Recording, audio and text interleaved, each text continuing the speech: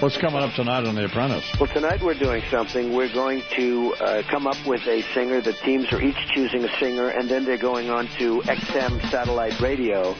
And it's really a big thing for XM satellite radio. They're going on to The Apprentice, and probably we'll get many, many subscribers from it. It's been, if history is any indication, because, as an example, everybody, whether it's Procter & Gamble or General Motors doing a car, they launched a car for Pontiac.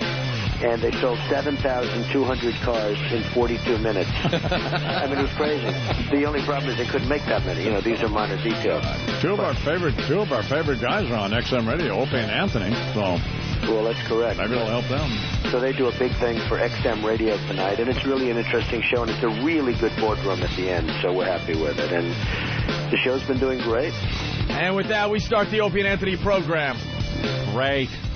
Good morning. That was Imus about 15 minutes ago giving us another plug on MSNBC and on his radio show that's syndicated across America. He had the Trump man on, Donald Trump. It's a very big day for XM. Huge day for XM. For XM, for ELO, of course. Big day. Big day. XM's going to be featured on The Apprentice tonight. And we got ELO on the phone. ELO! Morning, boys. How we doing? Here he is, bro. We're getting ready for our big interview with Donald Trump. It's just minutes away. I think you got to be nice to him, because doesn't he have the power to throw you off the city or sell your building or something? Well, I'm renting, so I'll just rent something else. You got to kind of be cordial to him, or I don't know. Yeah, he was get very in some cool. kind of trouble. We don't have to be nice anymore to him, because the show runs tonight. The show does run tonight, but it'd be nice. It'd be advisable. Advisable. He's advising you. Hey, Elo, there's a quote in the New York papers today, really fast, because then we got to get to Donald Trump. Yep. Obviously, XM being on The Apprentice tonight, it's getting press all over the place. It's a big deal for XM. It's a huge day for us. Anyway, I guess it was the Daily News. Donald Trump commands his apprentices to make someone a music star tonight. The winning team singer gets played on XM satellite radio, which we hear paid millions to be trumpeted by Trump.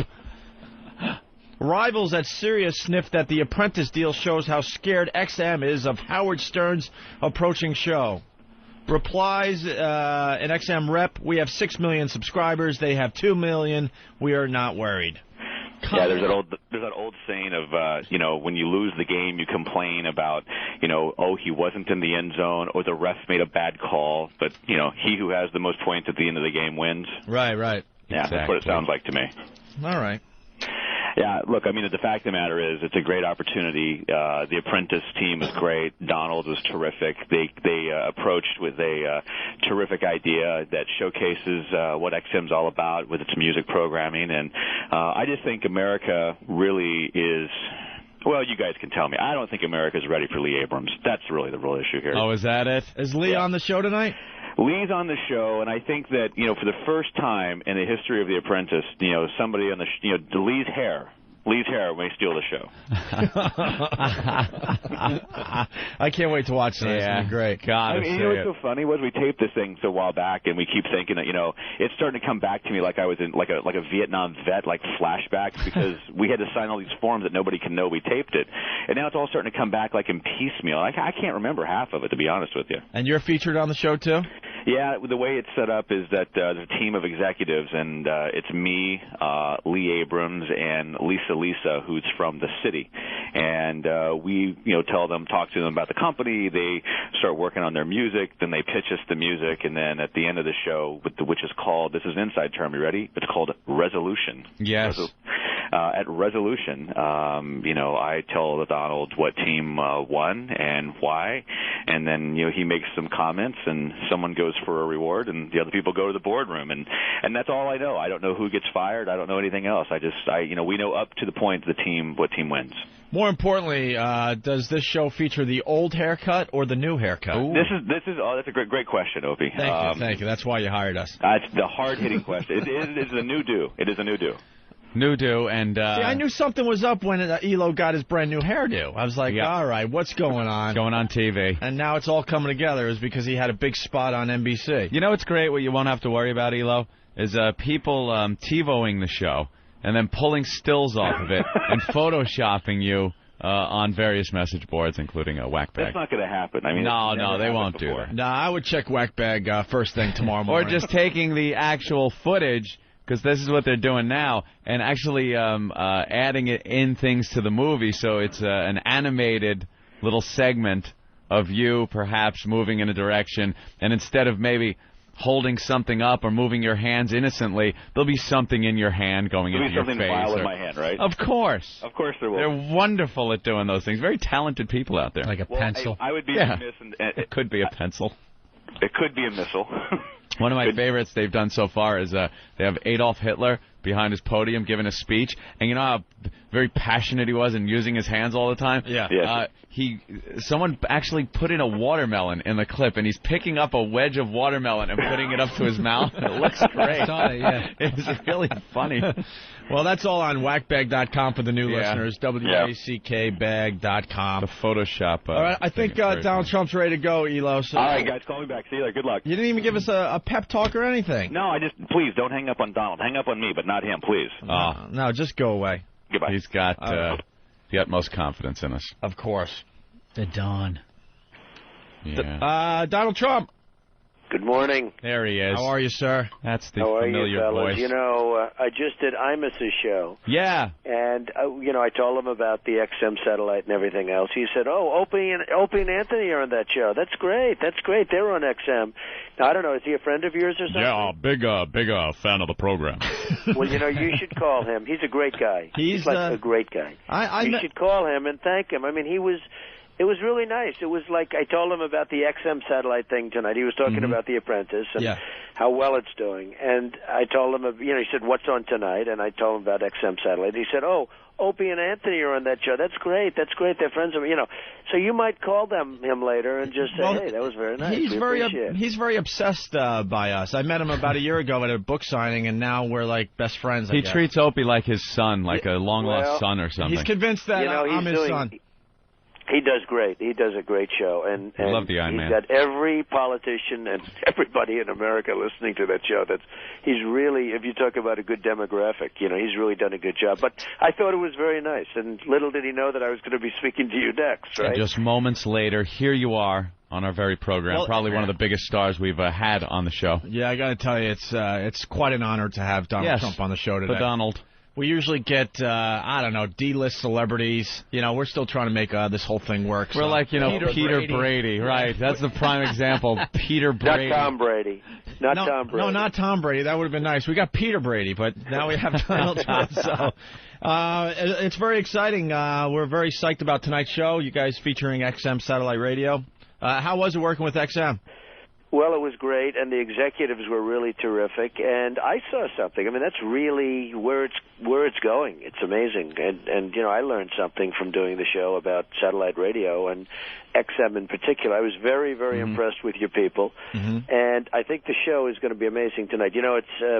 I have seen the show. I just saw it last night, and I get them a little earlier than other people. And it's a terrific show, and it really highlights how good a job you guys are doing. Interestingly, everybody that's gone on The Apprentice, every single sponsor has made a fortune, and it's been successful. Procter & Gamble, which to me is maybe one of the greatest marketing companies ever, maybe the best. And they launched a toothpaste called Crest Vanilla Mint. They came out the following week with an announcement. It was the biggest launch, the most successful launch in the history of Procter & Gamble. And your show General Motors, yeah, it's amazing. General Motors launched a car, the Solstice, a Pontiac Solstice, and they sold 7,400 cars in 42 minutes. And it was. I bet they can't make enough of those cars to keep up with those orders. Well, they actually couldn't. I mean, it took a while. I just guessed that. It was amazing. Put a little they never had vanilla mint like that. toothpaste in the glove box. And I have a feeling that and again, we worked with some of your executives who are great guys. Yeah. And his hair was just fine, okay? Lee Abrams? No, Lee was great. No, well, Lee has the wild hair. Eric Logan, our big boss, he had a very strange haircut. He usually walks around with a boy's haircut. like one of those bold cuts. But to me, they were very handsome men. Okay, they were very handsome. But men have never been my thing. So what do I know about of course that? not. Hot, young, supple women from Czechoslovakia. It has definitely not been my. But I think you're going to have a great success tonight. I really do. Hey, what time do you usually get up? Like, what's your schedule like? I bet it's pretty insane.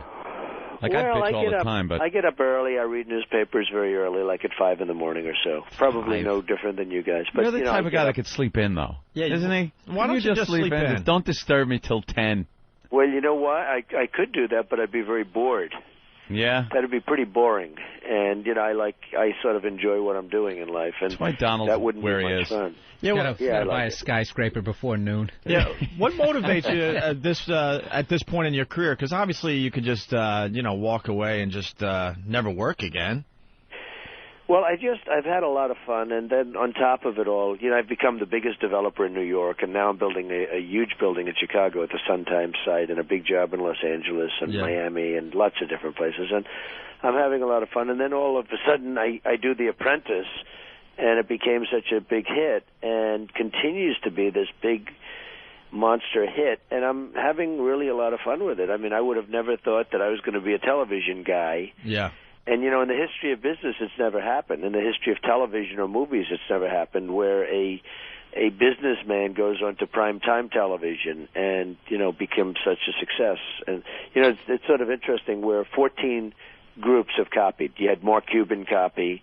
You had, Branson copy. Yep. You had Tommy Hilfiger. You had so many different copies of The Apprentice, and they all failed. Well, I refuse to say that. But, yes, of course. But Martha is a good friend of mine, and she's terrific. But it didn't take like NBC had hoped that it would take. Nah, the show was a disaster. You got to be honest, man. It's nothing like the Apprentice. Yeah, well, and initially I think, there was some confusion in the market, and it probably hurt us initially. Now we're doing fantastic again, but it probably, there was a lot of confusion. I was getting letters saying, like, is your show on? Because so much money was spent on promoting the Martha show. And I think NBC felt because of the tremendous ratings that we've always gotten, you didn't have to promote it, you didn't have to do anything. And, it led to really confusion. Yeah. And anyway, but the confusion's over, and we're getting great ratings, and the show is really doing well. And as you probably can surmise, I'm sure NBC will be coming to me and saying, we have to keep this going. And you'll be very happy with that. I love how you handle those people in the boardroom, man. You just beat them up nice and then fire somebody, and then we get the person that was fired on the show the next day, and they're all convinced that they have made an impression on you, and I'm like, Donald doesn't even remember your name. By the time you hit that elevator, he has forgotten about you. But one after another, they come on the show thinking that they made a real impression on you. I'm like, no way. There's no way. Some of them are, really terrific. Well, did you interview the four when the four were fired? Did you interview the four? No, I think we were on vacation or something. We missed that one. But we had Marcus on, who was great. We had a lot of fun with him. He's claiming all sorts of things that. Oh yeah, Marcus. You made him look bad with the editing and all that. Yeah. No, I know Marcus because Marcus is, somebody that did make an impression on me. Yeah. And I thought the editing was very accurate, actually. But what are you going to do? And I want to thank you for giving us Omarosa. Ugh. She's everywhere. Well, she was an amazing character. I mean, somebody said, was she that bad or was that for television? I said, honestly, in real life, she's even worse. And she was unbelievable, but I love her. She was great television, and she's done very well. And, many of the people that have gone on The Apprentice have gone on to, just bigger and not bigger and better things than The Apprentice, but they've gone into bigger and better things than what they've done. But someone has to tell her that her 15 minutes of fame is up. Well, yeah, but she's on a lot of different things. I mean, she plays the villain probably better than anybody I've ever seen. Yeah. And I think she's doing very well. She's terrific, as far as I'm concerned. Doing the reality show circuit. Well, she was on The Surreal Life, and, I hated her. So. No, but how good was she on Surreal Life? I mean, she was tremendous. Yeah, you hated her, but what was the competition? Yeah, I agree with you. I mean, that's her role. I mean, who could have been that evil? She broke down that Angie, whatever her name is, Dickinson. I mean, it was like, legitimately, the woman wanted to jump out the window. She freaked out. Well, Omarosa, look, Omarosa's terrific as far as I'm concerned. Well, you know, Angie's a little unstable, though, Donald. I would say slightly. I think this is not the woman you want to bring home to Mom, right? Yeah, I think a Cub Scout could have frazzled her. Boy, did she get frazzled. I wonder, how do people behave like that on television? You know, you really wonder, how does a thing like that happen where you become so frazzled and you know cameras are rolling, you know you're going to look like a jerk, and you just say, why don't you just shut up? I don't think she cares. Yeah. Hey, Donna. Donna, you ever fire somebody, like, not even for business reasons on that show? They just come in there, and when they're sitting in front of you and you're trying to make the decision who you're going to fire, somebody ever just go in there and just irritate you for no particular reason and you got rid of them? Or is it always like a business thing? There have been some that were just irritating, and the answer is you get rid of them because, you know, you're not going to be irritated in business. I mean, you can't be irritated in business. And, you know, one of the reasons the show has been so successful is I've stayed very true to business. I haven't, you know, people ask, are you doing this for entertainment or are you doing it for... Now, obviously there's entertainment, and you try and pick the right people and all of that, but in the end, I've always been loyal to business. In other words, if somebody is not the right person, even though, as an example, Omarosa, I could have kept Omarosa for 2 more episodes, and it would have been good, you know, probably for the show, although the ratings were so through the roof, it didn't matter really, I guess. But I could have kept her a little bit longer, and I didn't. And I did what was the right thing, because, you know, it was just her time, and I did what was the right thing. Nah, you're correct, because I thought you guys would keep Marcus a little longer, because he made for some great TV, you know. Oh, was that angry? Well, I could have kept Marcus longer. Oh, he was great. Yeah, but I don't know that Marcus, I wouldn't put Marcus in the Omarosa League in terms of, you know, television and television quality. But, you know, Marcus really irritated a lot of people. Yeah. Hey, including me. I want to ask you a little something about the World Trade Center site. You came out with a great idea for it. The public really went for it. I think it's what a lot of people want back at the site. And then it drops off the face of the earth. We don't hear anything else about it. Well, Governor Pataki decided that he was going to build a very average building. I mean, I just don't get it. I really don't get it. No one does. He's a nice guy. He's a friend of mine. And his polls are way down. And, you know, I actually said to somebody in his administration, my idea was to rebuild the World Trade Center. There you go. Exactly. And who doesn't want to see that? Exactly. I mean, is he being influenced by... Crazy? They are building the worst-looking pile of crap. But my idea was to, although I do like the Transportation Center, my idea was to rebuild the World Trade Center exactly as it was, 1 story taller and a stronger building. And just, you know, obviously a stronger building that doesn't come down, right? Yep. And it was a great idea, and it wasn't only my idea, it was the idea of other people also that I worked with that were terrific people and really dedicated people. And very popular. Like, people loved it. It was totally. It was a no-brainer. Yep. Exactly the way to go. Outside of the Wallman Rink, which I did years ago, I don't think I've ever done anything that was more popular than this. People were going crazy. But the mail was 100 to 1. The people that are actually in charge of this have such harebrained ideas about what they want there, and they seem to be the ones that are getting all the influence. Well, not only that, they're listening to everybody. They're afraid to make a decision. They've got every group coming in. You know, people that were never even at the World Trade Center are telling them what they want, and they're all afraid. They're afraid of every single group. You know, now there's like 57 groups that have been formed for the rebuilding of the World Trade Center. And you know, the building that they have, first of all, the building that they had was horrible. These were two, you know, the buildings that were all twisted and turned. Oh, yeah. You ever see steel? Did you ever see steel when it's under fire? It twists and turns. Well, that's what they did. And then they had the skeleton on top. So they had a twisted Hulk with a skeleton on the top, just what the World Trade Center wanted. Okay, they got rid of that. And now they're building a building which is better. But it's a very average building. It's just an average building. Not good. Not horrible, but not a good building. And the base is like 10 stories of solid granite. Nothing. I mean, it's just like a big, solid granite. No windows, no nothing. Yeah, they say they need that for security. But, you know, I might say, well, what about every other building in New York? We're going to do that to every building? Yeah, you know, let's make it all look like prisons. Right. At what point do you say, okay, folks, we have a life to lead, and let's get the thing done? You know, at what point does, hey, security is all wonderful, but every building surrounding it has windows on the first floor. I mean, give me a break. So they built this ugly monstrosity that's better than the the total monstrosity they had before. That was one of the worst architectural statements I've ever seen. Yeah, and all I said is that if they would take that site, and on that site rebuild the World Trade Center exactly as it was, but taller and stronger, Pataki could run for office and be the most popular guy in town. I don't understand. And I was getting letters 100 to 1. Not 100 to 1, 100 to nothing. Everybody loved this idea, and they didn't grasp it. That's what everybody wants. Instead they're trying to force this ugly thing down at that site. So how long do you think? How long do you think we're going to just have a hole in the ground there? How many more years? Well, I think that Bloomberg, who's doing a really good job, and he's a great mayor, I think he's going to start getting involved. And again, I like Pataki very much. He's a friend of mine. I just don't understand why he's so set on this particular thing. It just doesn't make sense to me at all. It doesn't make sense to me. It doesn't make sense to anybody. Everybody, you're not the only one. I mean, anybody I speak to, they bring up the World Trade Center. By the way, I loved your idea of rebuilding the World Trade Center as it was, but 1 story taller. You know, 1 story taller is the proverbial you-know-what to the enemy. Right. You know, it's like, hey, folks. You could say it. It's satellite. Foot up the ass. Yeah, well, you know, if I actually, you're right, I could say it. The old satellite. fuck you. I still won't because I'm still ingrained into the old system, right?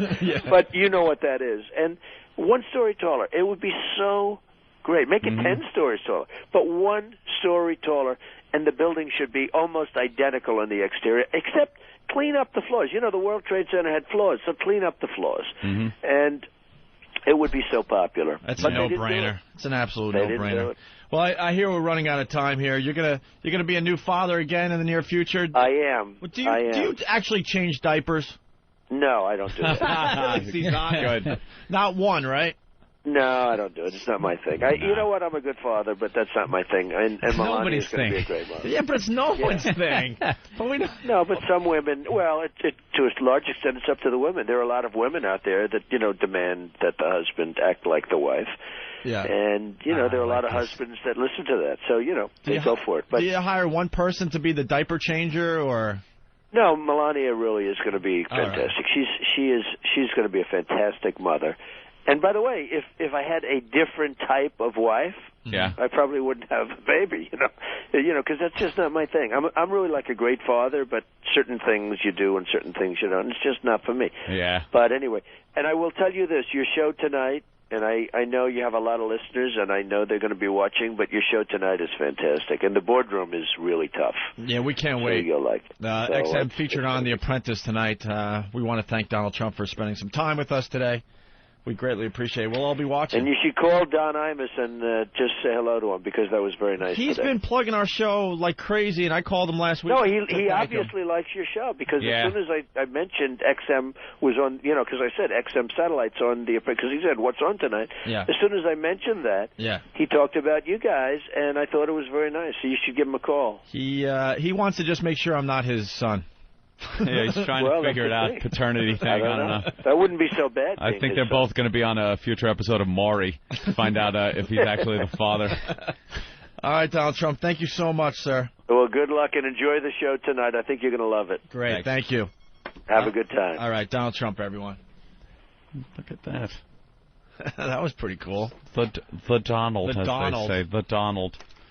All right. I don't change diapers. I'm not into that. That's hilarious. I'm not into that. I thought he was going to, like, kind of, skirt the... Try to go, like, well, no, I do, if I need be, or somebody just goes, I think it's important for the child's development. That a father be there to change the diaper. No. What if his wife's in the middle of a shopping spree and she's not changing them either. No. Yeah, you don't think There's so? a nanny and all kinds of stuff. Forget about it. I didn't know they were expecting. I like your analogy, too. Too many hands in the soup. In the soup. Well, what the fuck was that? I used another one earlier, if you didn't notice. I was trying to throw in as many of those, like, Trump-like speech things as I could. Not like the honest-to-goodness, you know. Too many spoons in the soup, maybe? Too many hairs on the twat. You know, I'm not going to use that one. All right, let's get Eric Logan back on the phone. I want to see... how we did? Yeah, it's a big day for XM. Critique our performance and maybe fire us if we didn't do good. I think you guys were even nicer to him than you were to that whore who came in here the other day. We were very nice to the Donald. Oh, the FHM girl? Yeah. Oh, yeah. That was a lot of fun, wasn't it? Riveting. It was absolutely riveting. Yeah, let's get Elo on because it's a big day for XM. You know, that's every time he has a kid, it's just it's like a lottery ticket being put out there for somebody. In 18, 20 years, 21 years, somebody then wins the lottery by marrying into that family. Right. We got Eric Logan on the line here. Oh, Elo. Hey, buddy. What do you think of our interview with Donald Trump? I thought it was terrific. You're an asshole. All the trouble of getting him on the phone again. Oh, I did not. He fell for it. You get me every time because I completely didn't expect it. He probably still talked for another 5 seconds. He's talking. I thought it was terrific. I thought you were saying hello. Great. And the show tonight is going to be a real good, like he wanted to. We don't care what you think. You are a scumbag. We were talking recently, and he said he's on to me. I'm like, oh, you are? You're just going to make me work harder. Well, that did it because you completely got me on that one. I didn't see it coming. You got 3 words out. I thought it was terrific. So now we know it was terrific, and we still get to smash the boss. Oh, man, that makes me happy every time we do it. That never gets old. Do we have the news clip of the guys fighting over Donald Trump's wife's name? Oh, Derek has it? Love that one. Yeah, why don't we play this going into break? Local news station down here did a story on Donald Trump and his wife, and I couldn't pronounce her name, and I'm not going to attempt to pronounce her name. No. It's almost impossible to pronounce her name. The weather guy started ragging the anchor guy. Right. For the fact that he couldn't pronounce the name right, and the anchor guy got pissed at the weather guy, and it was very tense. Oh, yeah. Another fat suit story? Stop it. They're doing another fat suit. This is different than the other two? Just out of curiosity. Just out of curiosity, who didn't know that if you look like that, your life is a little more difficult than if you're a supermodel? Yeah, they're not really breaking any new ground here. Yeah, I had no idea. And they all look like fat suits. This is the 3rd fat suit thing? Get the audio of the fat suit on the Today Show. We got it? It hasn't run yet. All right. Nathaniel's keeping an eye on that. He'll bring it in when it's done. But Tyra Banks started with the fat suit special. Then the chick from E.T. did it the last 2 nights. There's a big drop-off there, right? You go from somebody you know. Yeah. Tyra Banks to there's this chick. Oh, you know whose chick this is? Who is? Derek Jeter's, who's on the front page of the New York Post. We'll get into that after the break as well. Wait, that's who? I think that's the chick that was in the fat suit. In the fat suit? Someone might have to help me with that one. Well, how about But as that? we go to break, here's the weather guy and the sports guy having a little problem because one mispronounced Donald Trump's wife's name. Hit it. You're checking out the Opie and Anthony program on XM Satellite Radio. A lot of energy today because we're going to be featured on The Apprentice tonight. How about that? Not us personally, but XM Satellite Radio. Yeah, the fine company we work for. The leader in satellite radio, by far. That's right. By far. Absolutely. Let's go to Mike in New Orleans. Mike, what's going on today? Well, too many hands in the soup. Did Anthony learn that from that horse chef of his? Shut up. See, they know Anthony. That's right. That's too many hands. Everyone's on to you and Too your many chef. hands in your crotch. You assholes. See what you started, Bill? It's such a no-brainer. Yeah. It was very obvious. I can't believe I didn't see the signs myself. Let's go to DJ in Los Angeles. DJ. Anthony, you're letting me down, buddy. I need your edge back, man. Time to bring that bitch ex-wife of yours back so you can get angry again. What do you mean angry? Come on. You're letting Opie go on and on about the F and I man, dude. Please, it makes me sick, man. The guy's older than Jesus Christ. Who doesn't love the I-Man? Come on. Yeah, if you're 55 to death, you love him, you know. The I-Man is a very good, big fan of this program and plugs us on his show. And this is why it's a good partnership to have. He hits the older demos, we hit the younger demos. Everyone's happy. And I've never been the crazy guy. But still, I could always count on you for getting in there. Maybe after the Donald gets off, then you talk about how hot and sweet his daughter is. That hanging roast beef's got to taste nice. Come on.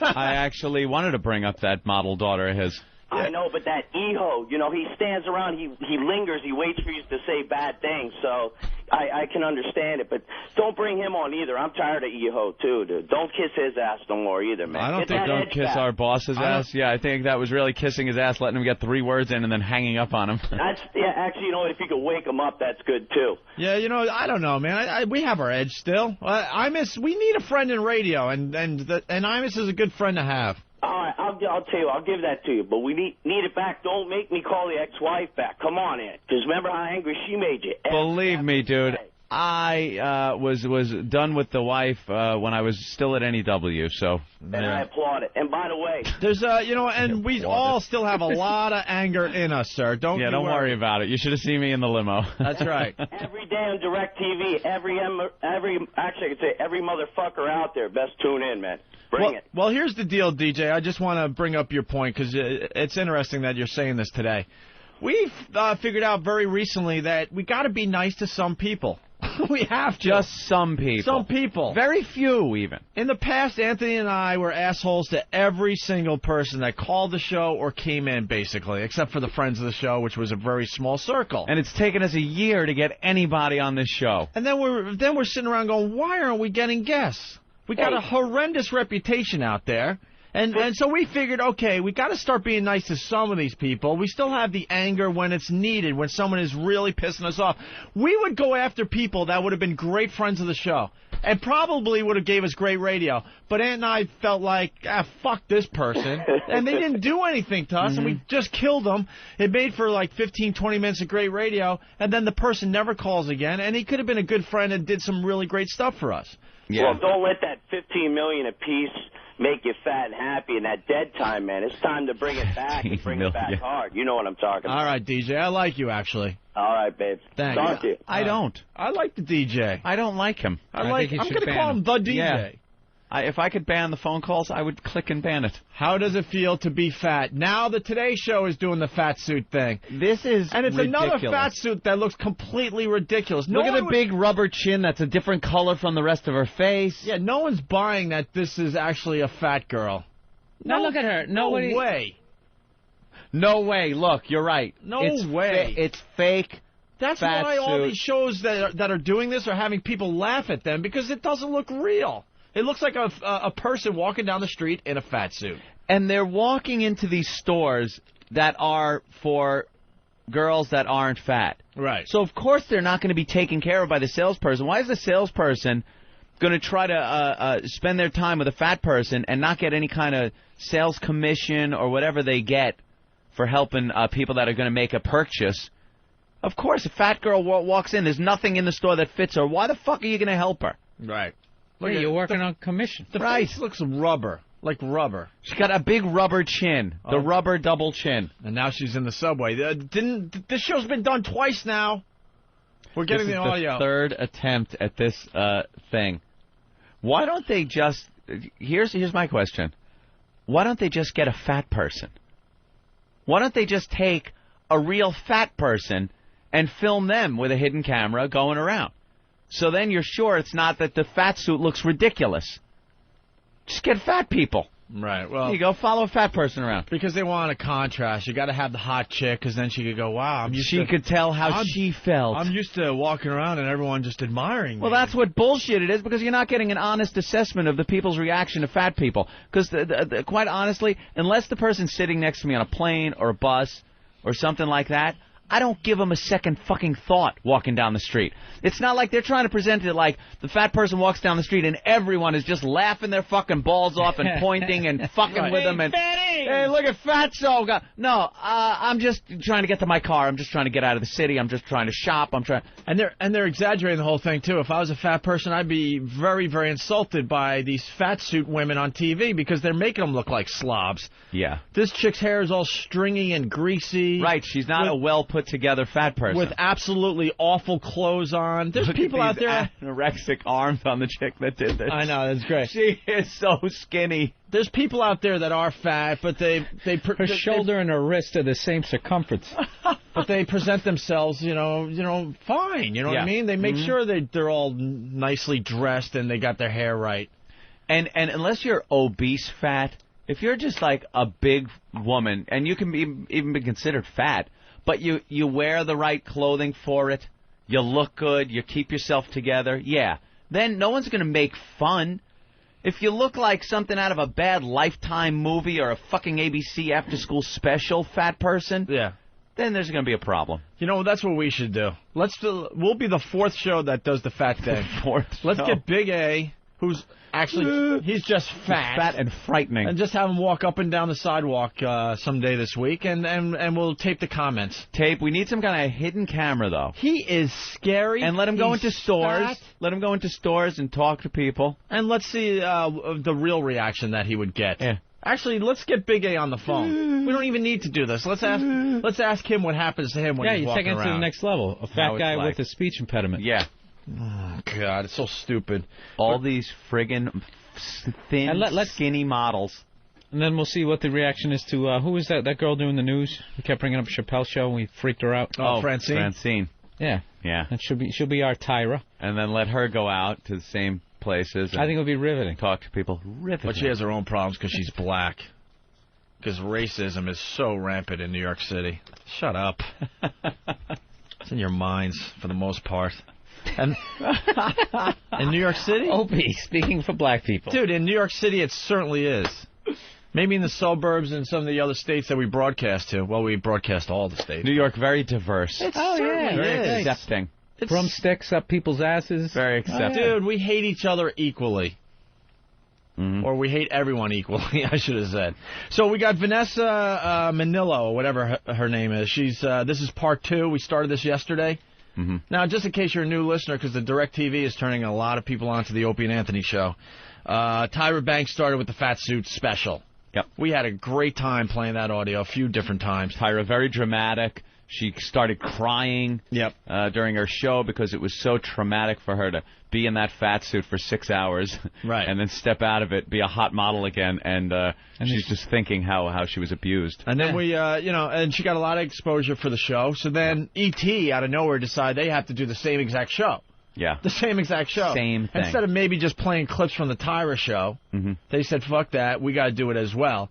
So we got part 2 of that we're going to play here in a second. And now, like I said, we're watching the Today Show live, and they're doing the same thing as well.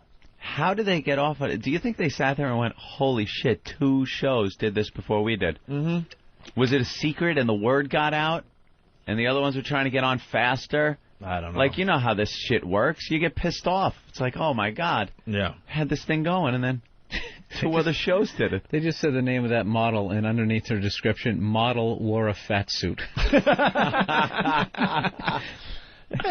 she's a very hot, redheaded model. Very skinny. But with the fat suit, she looked completely ridiculous. It didn't look real at all. What do you think she's saying doesn't have validity? No. Because she just looked like she was in a Halloween costume. Why do we need these gorgeous people to tell us how miserable it is to not be gorgeous, to be fucked up? Right. I realize that. Uh-oh. If you have halitosis. Oh, wow. Look at this. People aren't going to be... Keep the cop. Keep the cop. Oh, my God. This chick is jonesing for something. What happened? To explain, we'll get into this a little later. Keith the Cop, we're going to do homeless shopping spree for the first time in 3 or 4 years. It's a huge Opie and Anthony bit. We bring the homeless shopping for the Christmas season. It's a great show. Are they going to get $202 this year to spend each? I believe so. Remember? Yes. They got $102. Yes. And 70 cents. Well, inflation and stuff. Let's go with $202. $202 per homeless person. So we gather a bunch of homeless people. We get a bus. We bring them to a really, really nice mall. All our listeners show up. The last time we did this, thousands of listeners showed up. And then they follow the homeless people around as they shop and see what they buy. Some of the homeless people just gave up and went right to the bar. Right to the bar. That's attached sat down, to the mall. Started drinking. And drank their money away. And others took it seriously and bought brand new sneakers and coats and all that stuff. And it's a little expose on some of the store owners at these fancy That's right. places, because some of them were very accepting. Just like the fat suit shows, we do our own expose. Some of the stores actually, above and beyond what the homeless people were spending, gave them some free stuff. that was around, and other stores pulled the gate down and closed the store as the homeless people. Well, I got to admit, if I saw a homeless person with 1,000 pests behind them, I'd probably close shop too. Well, it was about how many homeless people last time? We did 10. 10 homeless people walking into some of these stores, like fancy suit stores, and asking to be tailored and try things on. The smell just getting into all the reeking. There was one guy, Ziggy. He was trying on brand new suits. This guy hasn't showered in who knows, at least 10, 12 years. Here's an idea, and it's a little spin on the fat suit thing. All right. We ought to get somebody, maybe Hawk or somebody, to dress as a homeless person and join in with the homeless shopping spree, because it's very hard to really get what these people are feeling when they do that, and see how you're treated as one of these group of homeless people, and that way you can convey to us what it's like to be homeless for a day. Who would be the best to do that on staff? Who would be the best on staff? I would go with either Danny, Danny could be go to wool cap on him, and we'll filthy him up a little bit. Or Nathaniel. Not Nathaniel. All right, so then it's either Danny or Nathaniel E-Rock. does not come off like a homeless guy. E-Rock does good radio. We haven't used him on the street lately. E-Rock? E-Rock, you want to be a homeless person? Sure, I'll do it. All right, because then it's like... You're too well fed to be homeless. Like, Jesus, dude. Spend a little less on mayo.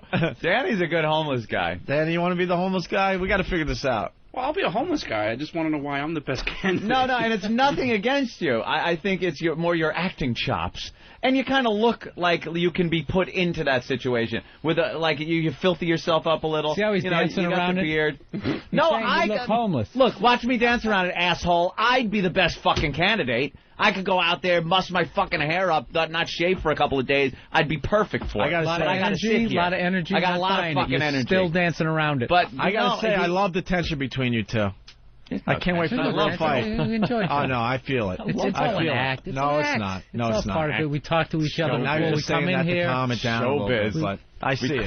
We choreograph where we're going to be at certain points. No, you guys blast each other almost every day you're on now. Blast. Oh, yeah, it's getting a little ugly. The honeymoon's over. I feel it. It really is. The honeymoon's over, isn't it? I'm just going to Remember sit when we back were all and watch. nice to each other? Just for the record, I find Opie more irritating. And that makes me He likes very happy. battling on two fronts. Oh, yeah. I stir the pot. That's fine. I love it. That gets me off, Bill. That's fine. Yeah. I didn't attack you as you were kissing Donald Trump's ass that whole interview, did I? I didn't really kiss his ass. Oh, my God. There was smooching sounds. We had to be nice to the guy. At least he was throwing in the soup lines. I asked him if he changed his diapers. All right, well. Yeah. All right. Let's rewind the tape and listen to Bill's one question about firing in the boardroom. Yeah, thank you. Wow, really going out on a limb there. I was trying to fucking get it in some sort of direction. You tried that question 5 times and was stepped on. Didn't you realize it stunk before you got it out? Yeah, you were so anxious you wanted to get it out there. I was a little Don't nervous. start with us, man.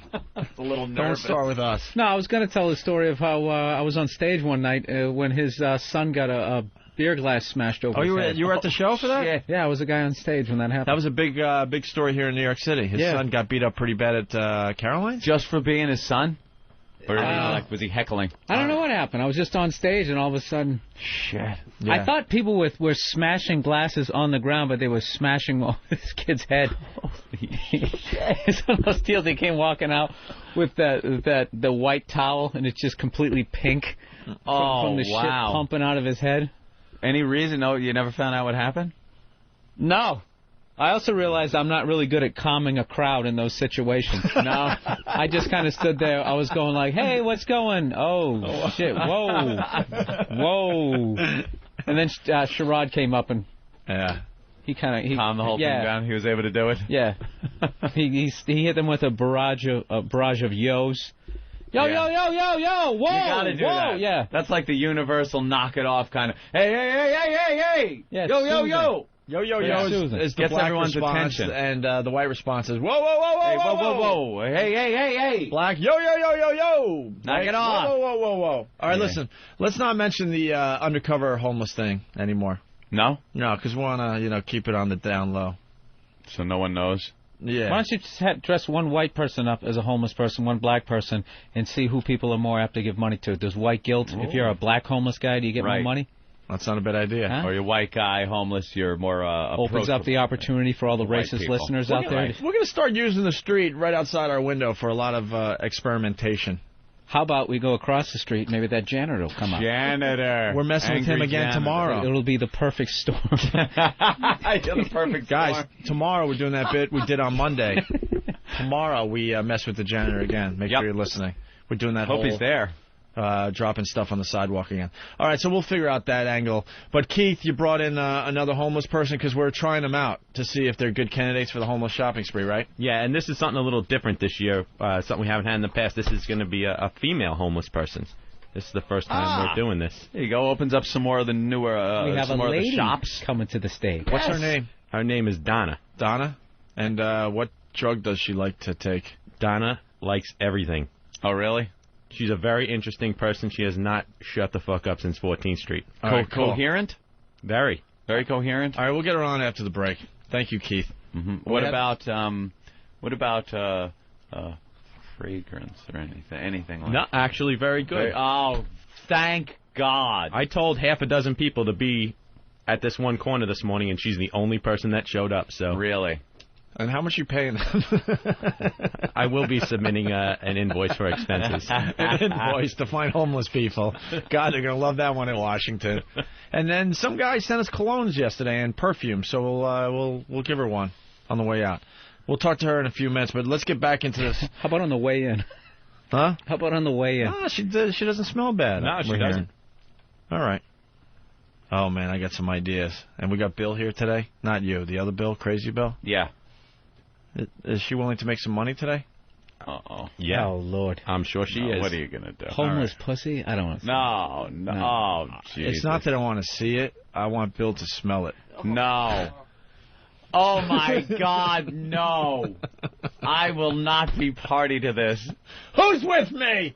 Who's with me today? Are you kidding? I got to go with it. I don't want to compromise the integrity of the show. No, believe me. Who's with me? I'm just playing bad cop here. Who's with good me? Good cop? Which way would that go? I don't know. All right, listen. How does that work? I want to see it, too. Spray the Lysol on the piece of paper? Or you spray it on the mic. Get Bill. Okay. On the microphone. Go get Bill. Wow. The music? Yeah, I like Hey, this Bill. music. Got a little idea for you. Yeah. A little something I think you'll be good at. You've kind of been appointed somehow on the show to be the expert in smells. You know? You've smelt, Patty's armpit. Yes. Big A's breath. Mm-hmm. Smelt that. You smelt the back of Voss's ear. Yeah. And you give a pretty reliable assessment of what kind of odors are going on.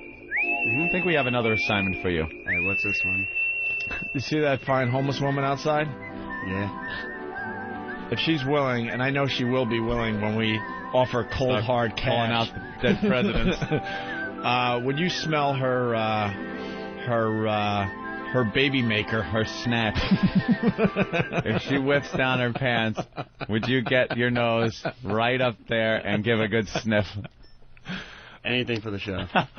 This guy is the best company man we've ever had. He's never leaving us. Dude, no. I like how he's kind of mentally mulling it over right now. He's seen anything for the show.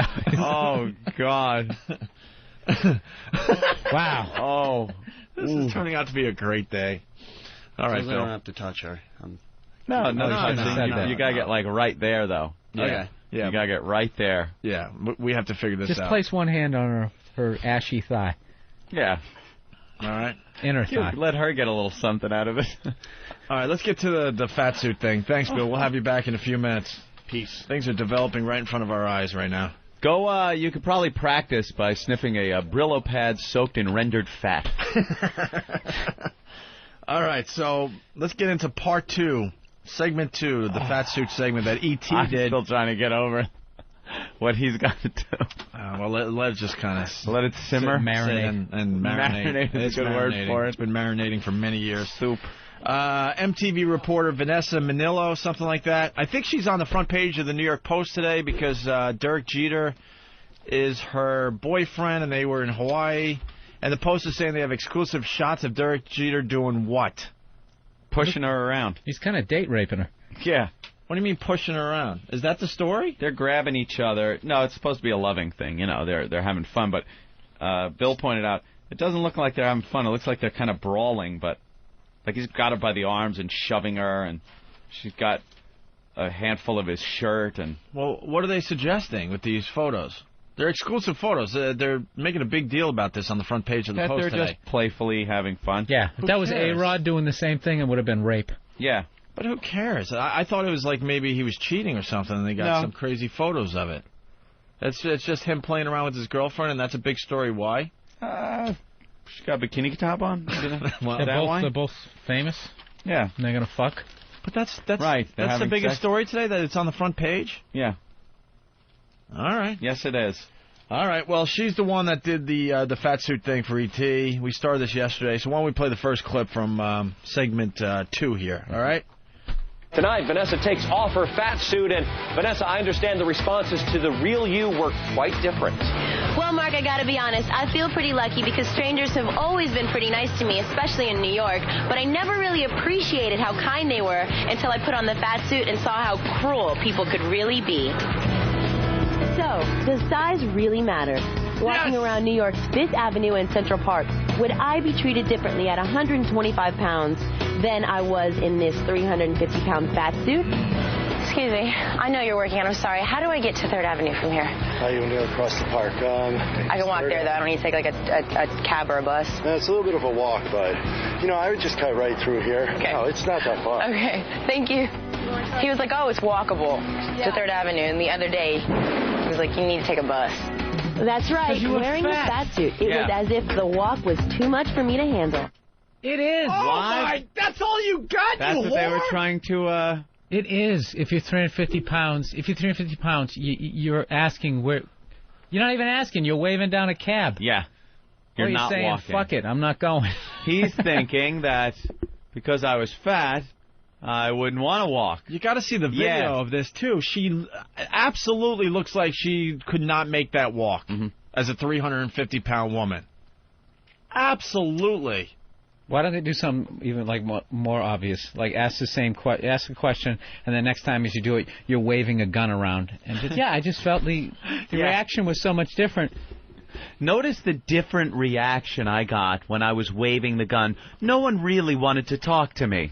I've never felt that kind of pain, and I just felt that no one liked me. As I walked down the street, people ran away from me like I was some kind of monster. They fled screaming and grabbing their children. Yeah. You had a gun. Like, this person in the fat suit has never taunted someone who's fat. She's never done anything mean? Mm-mm. No, she's been nice her whole life to everybody. She's a cunt. All right, let's play the next clip here. I got plenty of gawks and stares, but some people wouldn't even give me the time of day. It's really... No, why? Because you look scary as shit. Did she actually say... It wasn't believable. Yeah. What time is it? And people said, I'm not giving you that. Did this happen, or was that just I don't know. Expression? I haven't heard this yet. In the fat suit, if you ask people for the time and they have a watch, they just don't give it to you. What time is it, sir? I'm not going to give you that. That's why we don't pre-listen to these things, so we can try to, guess and figure this out. Figure it out.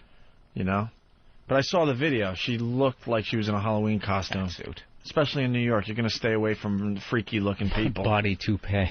I got plenty of gawks and stares, but some people wouldn't even give me the time of day. It's really amazing how obvious people are about it. In terms of, I'm the same person on the inside. I was asking for directions and asking for help the same way in the suit as I would right now. And people were completely treating me like night and day. I said, hey, how do you get to Saks Fifth Avenue? I don't know. Today, excuse me, you know how to get to Saks Fifth Avenue? Or do you know where? Yeah. Okay. Heck, I even got an offer for a lunch date. I'll go in there. For lunch. You want to go to lunch? Yeah. What time? No. Maybe later. No, not later, because you're banging Derek Jeter, you hooah. Maybe later. Did they really need to research this? Yeah. What are they? What kind of information are they putting out there that we don't know already? That if you're a supermodel, people want to give you directions and maybe ask you to lunch. But if you put on a fat suit and you look hideous with your hair messed up, it's a different reaction. Right. In New York City, no one wants to help anyone else. Who would have guessed No one that? wants to help anyone out. Anyone. In New York Unless- City. Anyone. Unless you're a if you- supermodel. Yeah, but if you're a hot piece of ass, then you're going to go, all right, well, what the hell? It's not the fat people. It's everybody. Everybody. No one wants to give directions. No one wants to fucking stop for a second and go, well, I think you got to go up here and turn and go through Everyone the is annoyed when It's they're asked a everyone. question on the sidewalks of New York City. But if supermodel why does it always comes have up, to be a fat broad too? Yeah. Why can't they get one of those Abercrombie and Fitch models that he was staring at after his blueberry morning breakfast? Staring at that. Have them come walking down, ask directions, You're a troublemaker. and then put them in a fat suit. Right. I'm just stating the facts, sir. You're such an asshole. Then I went to Abercrombie and Fitch. I wasn't watching. I went in the store. Everyone I was with that was of the female persuasion had a, gawk. How and motivated? That's what pissed me off. And that's why I brought it to the attention of the entire country. Right. How motivated were you to go do some sit-ups after that? I went to the gym that afternoon. Yeah. For the first time in 2 weeks. It's like this 24-hour, fuck this. Then the next day it's back to normal. Pretty much. But she's not breaking any new ground here. No, we all know this. And it's everybody in the city. It's not just fat people. Stop it. Right. People don't want to give directions. They don't want to give. People are busy. They're moving very quickly. It's New York City. Do the same thing. Go to the Midwest. Go to the Midwest. Go to some farm town and get in the fat suit. You'll be treated like gold because all the women really look like that. They're all like... Yeah, go to Wisconsin. Go to Wisconsin. Go to a fucking diner. Sit down. You will have go people to a Packers talking game. to you. You're right, chatting up a storm with you. You'll be treated like gold. Hey, Different lifestyle. this next clip is going to get everyone... Look at that fat drink of water. Now they're on to man tits? Man boobs. And on the how to Today get Show. rid of them? All right, you know what? Roll tape on that one. Roll them. We'll just watch TV all morning and comment on it. What the hell? All right, here's the last bit of audio from the E.T. Fat Suit segment. Only the second Fat Suits show. Right, we got the third one. We still have the third one coming up. Well, she says it's just like racism. When I was in the suit on the subway, not only was I looked at with disgust, but pushed completely out of the way. I was stared at on the subway. Today, a guy wanted me to listen to his music. I almost fell over. He helped me up. I still remember every single hurtful thing that was said to me, even though I took the suit off. I have to admit, the experience was tough. But I agreed to don the suit, crafted by Robert Hall of the special effects company Almost Human, for one very important reason. I've been discriminated against. Growing up in Charleston, South Carolina, I was the dark-haired, dark-skinned girl. It's amazing to me that me being ethnic and somebody being overweight, we have the same prejudices. Holy shit. Ethnic. Does that mean we get to, break out the fire hoses and knock down fat people now? Because it's just like that. It's just like that. That's this girl? Yeah. Ethnic. Yeah. She looks like... She looks Hawaiian. She's not that black. No. She's Halle Berry black. She's supermodel black. Yeah. She looks the same Filipino. color as She's Derek Filipino. Jeter. And she has kind of a Filipino-looking face. Please. There was no racism in school. It was guys that wanted to date you that you wouldn't date that had to come up with something. Vanessa, keep those looks intact because E.T. doesn't have you for your communication skills. So Yeah. you just start losing a little bit, they're going to find the next hot piece of ass to do some segments for them. If you get that fat without the suit, it's going to be a problem getting work. I think if you gain a pound, they're going to kick you out. Is that her? Yeah, she's hot. Jesus. She's beyond hot. Where'd that picture come from? She's on a bed on her elbows and knees with her ass just pointing up in the air. She's beyond hot, and that's why she's on E.T. Why, in my 300-pound fat suit, wouldn't they allow me to take pictures like this? How come fat people, pictures of them like that don't sell? Yeah, why does she get into the fat suit and do the same pose? And try to go to a modeling fucking gig. Right. And then bitch at the people that pay your fucking bills with the modeling. And tell them that they're discriminating. You're discriminating. Why? Fat people are beautiful, too, on the inside. Yeah, show up at a runway model show, whatever the hell they're called, in a fat suit and say, I'm ready to walk the runway. I'm ready to walk the runway. And then when they say, no way, you look disgusting. Expose them as assholes on your show exactly. and never work again. Stop it. I also like whenever women always are talking about the objectification of women, and the second any of them make it, their first photo shoot, they're always like half naked, bent over shit, just covering their nipples, ass crack, up, hanging out. Yeah. Supposedly, I want to be a whore on my terms. Supposedly she's Filipino, Italian, and Irish, by the way. It's a good mix. It seems to work. That's a supermodel mix right there. Start pumping them out. They're like puggles. She looks great. It's a boxer. Yeah, it's a puggle. Look at her. She's adorable. You know what, Aunt? Wait, 100% Filipino? They could be good. They could be good, Filipino girl. But it's missing something. 100% Italian. Gorgeous. Some pull it off. You know what was good? You ever see that movie Bounty with Mel Gibson, where they're on the Bounty, and they go to Tahiti, I think? Yeah. It's Tahitian women, I guess. It's all this whole island of half-naked broads. They all got their tits hanging out and stuff. And there were a couple in there that I guess were a mixture of Tahitian, Filipino, things like that. They looked pretty good. Pretty good. Got to mix the races a little bit. That's a good, like... To come up with the human puggles. I'm pretty much a white lover. I don't go outside the race. If you got Asian is the equalizer. And if black and Asian is unbelievable. Yeah. It's somehow they're like I don't know, butter. They're like salt. I don't know what it is. Black and Asian, you make a supermodel. Yeah. They just make supermodels. That's it. Or one of the best looking porn stars I've ever seen. I can never remember the names. Yeah. Oh, this girl's ridiculous. I don't understand how you could have like some crackhead skinny black guy and some big, fat, welfare, bleach blonde white woman. They get together and have kids, and they're supermodel gorgeous. What the hell? Their bad genes or something are all canceled out. This new set is created, and they just great tan and curly blonde hair. It's a crapshoot. We should take a break because I think we're ready to see what this homeless woman's all about. Okay. All right.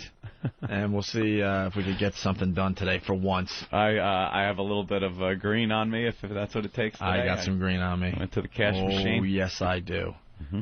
As we go to break, we played that fight. You like that, those two guys going at it. Oh, that was great. The weather guy and the sports guy or whatever, or the anchorman. We have another fight that we got to play for you. The L.A. one. You ever hear this one? Is this more news people fighting? Dude, this goes back to 1994. I can't get enough of this clip. Basically, the anchor people, a man and a woman, they just hated each other. And I don't think this actually made the air. I think they were just rolling tape, getting ready to go live, and they just went at it with each other. And then the news starts, and they act like nothing is going wrong. Oh, let's see. We got some problems though on instant feedback. What? Uncle Bassy, whatever his name is. What happened? You're gonna need a new bucket soon. What? You've been milking this fat suit shit for a long time. See, if it was just Tyra Banks, I'll explain it to you, you fucking retard. I'll explain it to you. I hate having to explain things, but sometimes a retarded child will come up with their twisted mongoloid fucking face and ask you a question, and you're so sick of answering fucking questions or explaining yourself, but they look so pathetic that you gotta just explain it to their stupid retarded fucking face. So Uncle Bassy, whatever, from Post Whores, let me explain it to you, because today you're that stupid fucking retard that doesn't understand shit. This is the third fucking fat suit bit that's been done on TV. They're milking the fat suit bit. We're showing how ridiculous it is that they're doing the same fucking thing. If it seems redundant, it's because it is. Because they've done it now 3 times on television. And we're showing how ridiculous it is to do the same bit 3 times. And in doing that, perhaps you, in your retarded fucking mind, has seen it like we're milking a bit, instead of covering the fact that they've done this 3 times so far on television. We need less complaining. And he's pissed because he's from Chicago, and we're making fun of the Midwest, and I assure you it's better than fucking Jew York, he says. All right, Uncle Bassy. He doesn't like Jew York. Well, then go listen to Man Cow. I'm sure he's doing some wonderful radio for you today. Uncle Bassy, stop listening. Unplug your XM unit immediately. Do it now. And if I may quote the genius that is Jim Norton. Take your XM satellite radio, flush it down the toilet, and go fuck your mother. Thank you. Jim Norton. Thank you. Thank you. Yeah! With that, we have another fight. Two news anchors going at it. I hope we haven't overplayed this one. Oh, wow. Sure we did. Guys. Oh, by the way, banned. Watch. Listen. There we go. Hear that? Click. Banned. Click. Banned. Oh, you have it isolated? This is Norton saying that same line. Go. Turn me on? Yeah. Oh, yeah, that was. See, that should have been the big. They're all laughing their asses off. Yeah. Well. Yeah. You know what? That's getting redundant. That was just great, Hawk. You just made me look like a complete asshole. Wait, it wasn't coming through. Yeah. You want to try it again? All right. Yeah, it's not working at all. Now is it? All right. Well, with that, now that we're all sitting around feeling very awkward, we were feeling great about ourselves. Like, here's Norton, and then bam, he screams the line out. Right. We all laugh and laugh. Go to commercial. Now we're sitting here going. And who do we have? Who do we have to thank? All right, let's play the anchor fight from 1994. It's KABC TV. These two anchors went at it just before they went on the air. It's great. Listen to this. Yeah. Yeah, okay. And we're back. Mm-hmm. And everyone is losing their fucking minds in the other room. They love when Hawk fucks up. They love it. Not me. Well, it's not you. This is not me. It's Who's supposed to press the button? Me, but it's playing. It's not coming through. This is not me. Not you. Who was it? I didn't touch that button. Oh, boy. Oh, it was Opie. Hold on. I'm not taking the blame for this one. Whose Did board anyone was see it? me push that button? Well, who else would a lot push of it? buttons. No one would dare push a button on that board. Opie? Mars, I think have we played something on Delette today? Yes, we have. We have? So it was pushed. Or maybe we haven't. No, I don't think we did. We didn't, so it was Mars' fault. No, actually, I tested it. It does work fine. Program's always lit when I test. Yeah, but look, I'll take the blame. But Anthony, help me out. I didn't touch any of that stuff. I don't think it was. I don't know what any all. of that stuff is. Buttons and knobs and levers. All right, here's the Norton thing. I don't care if you throw your XM down the toilet, buy a Sirius, and then fuck your mother. Thank you, Mars. Yes. What would we do without you? And now as we go to break, here's the big fight from 1994, the two anchors going at it from KABC TV. First segment. It's done that way all the time.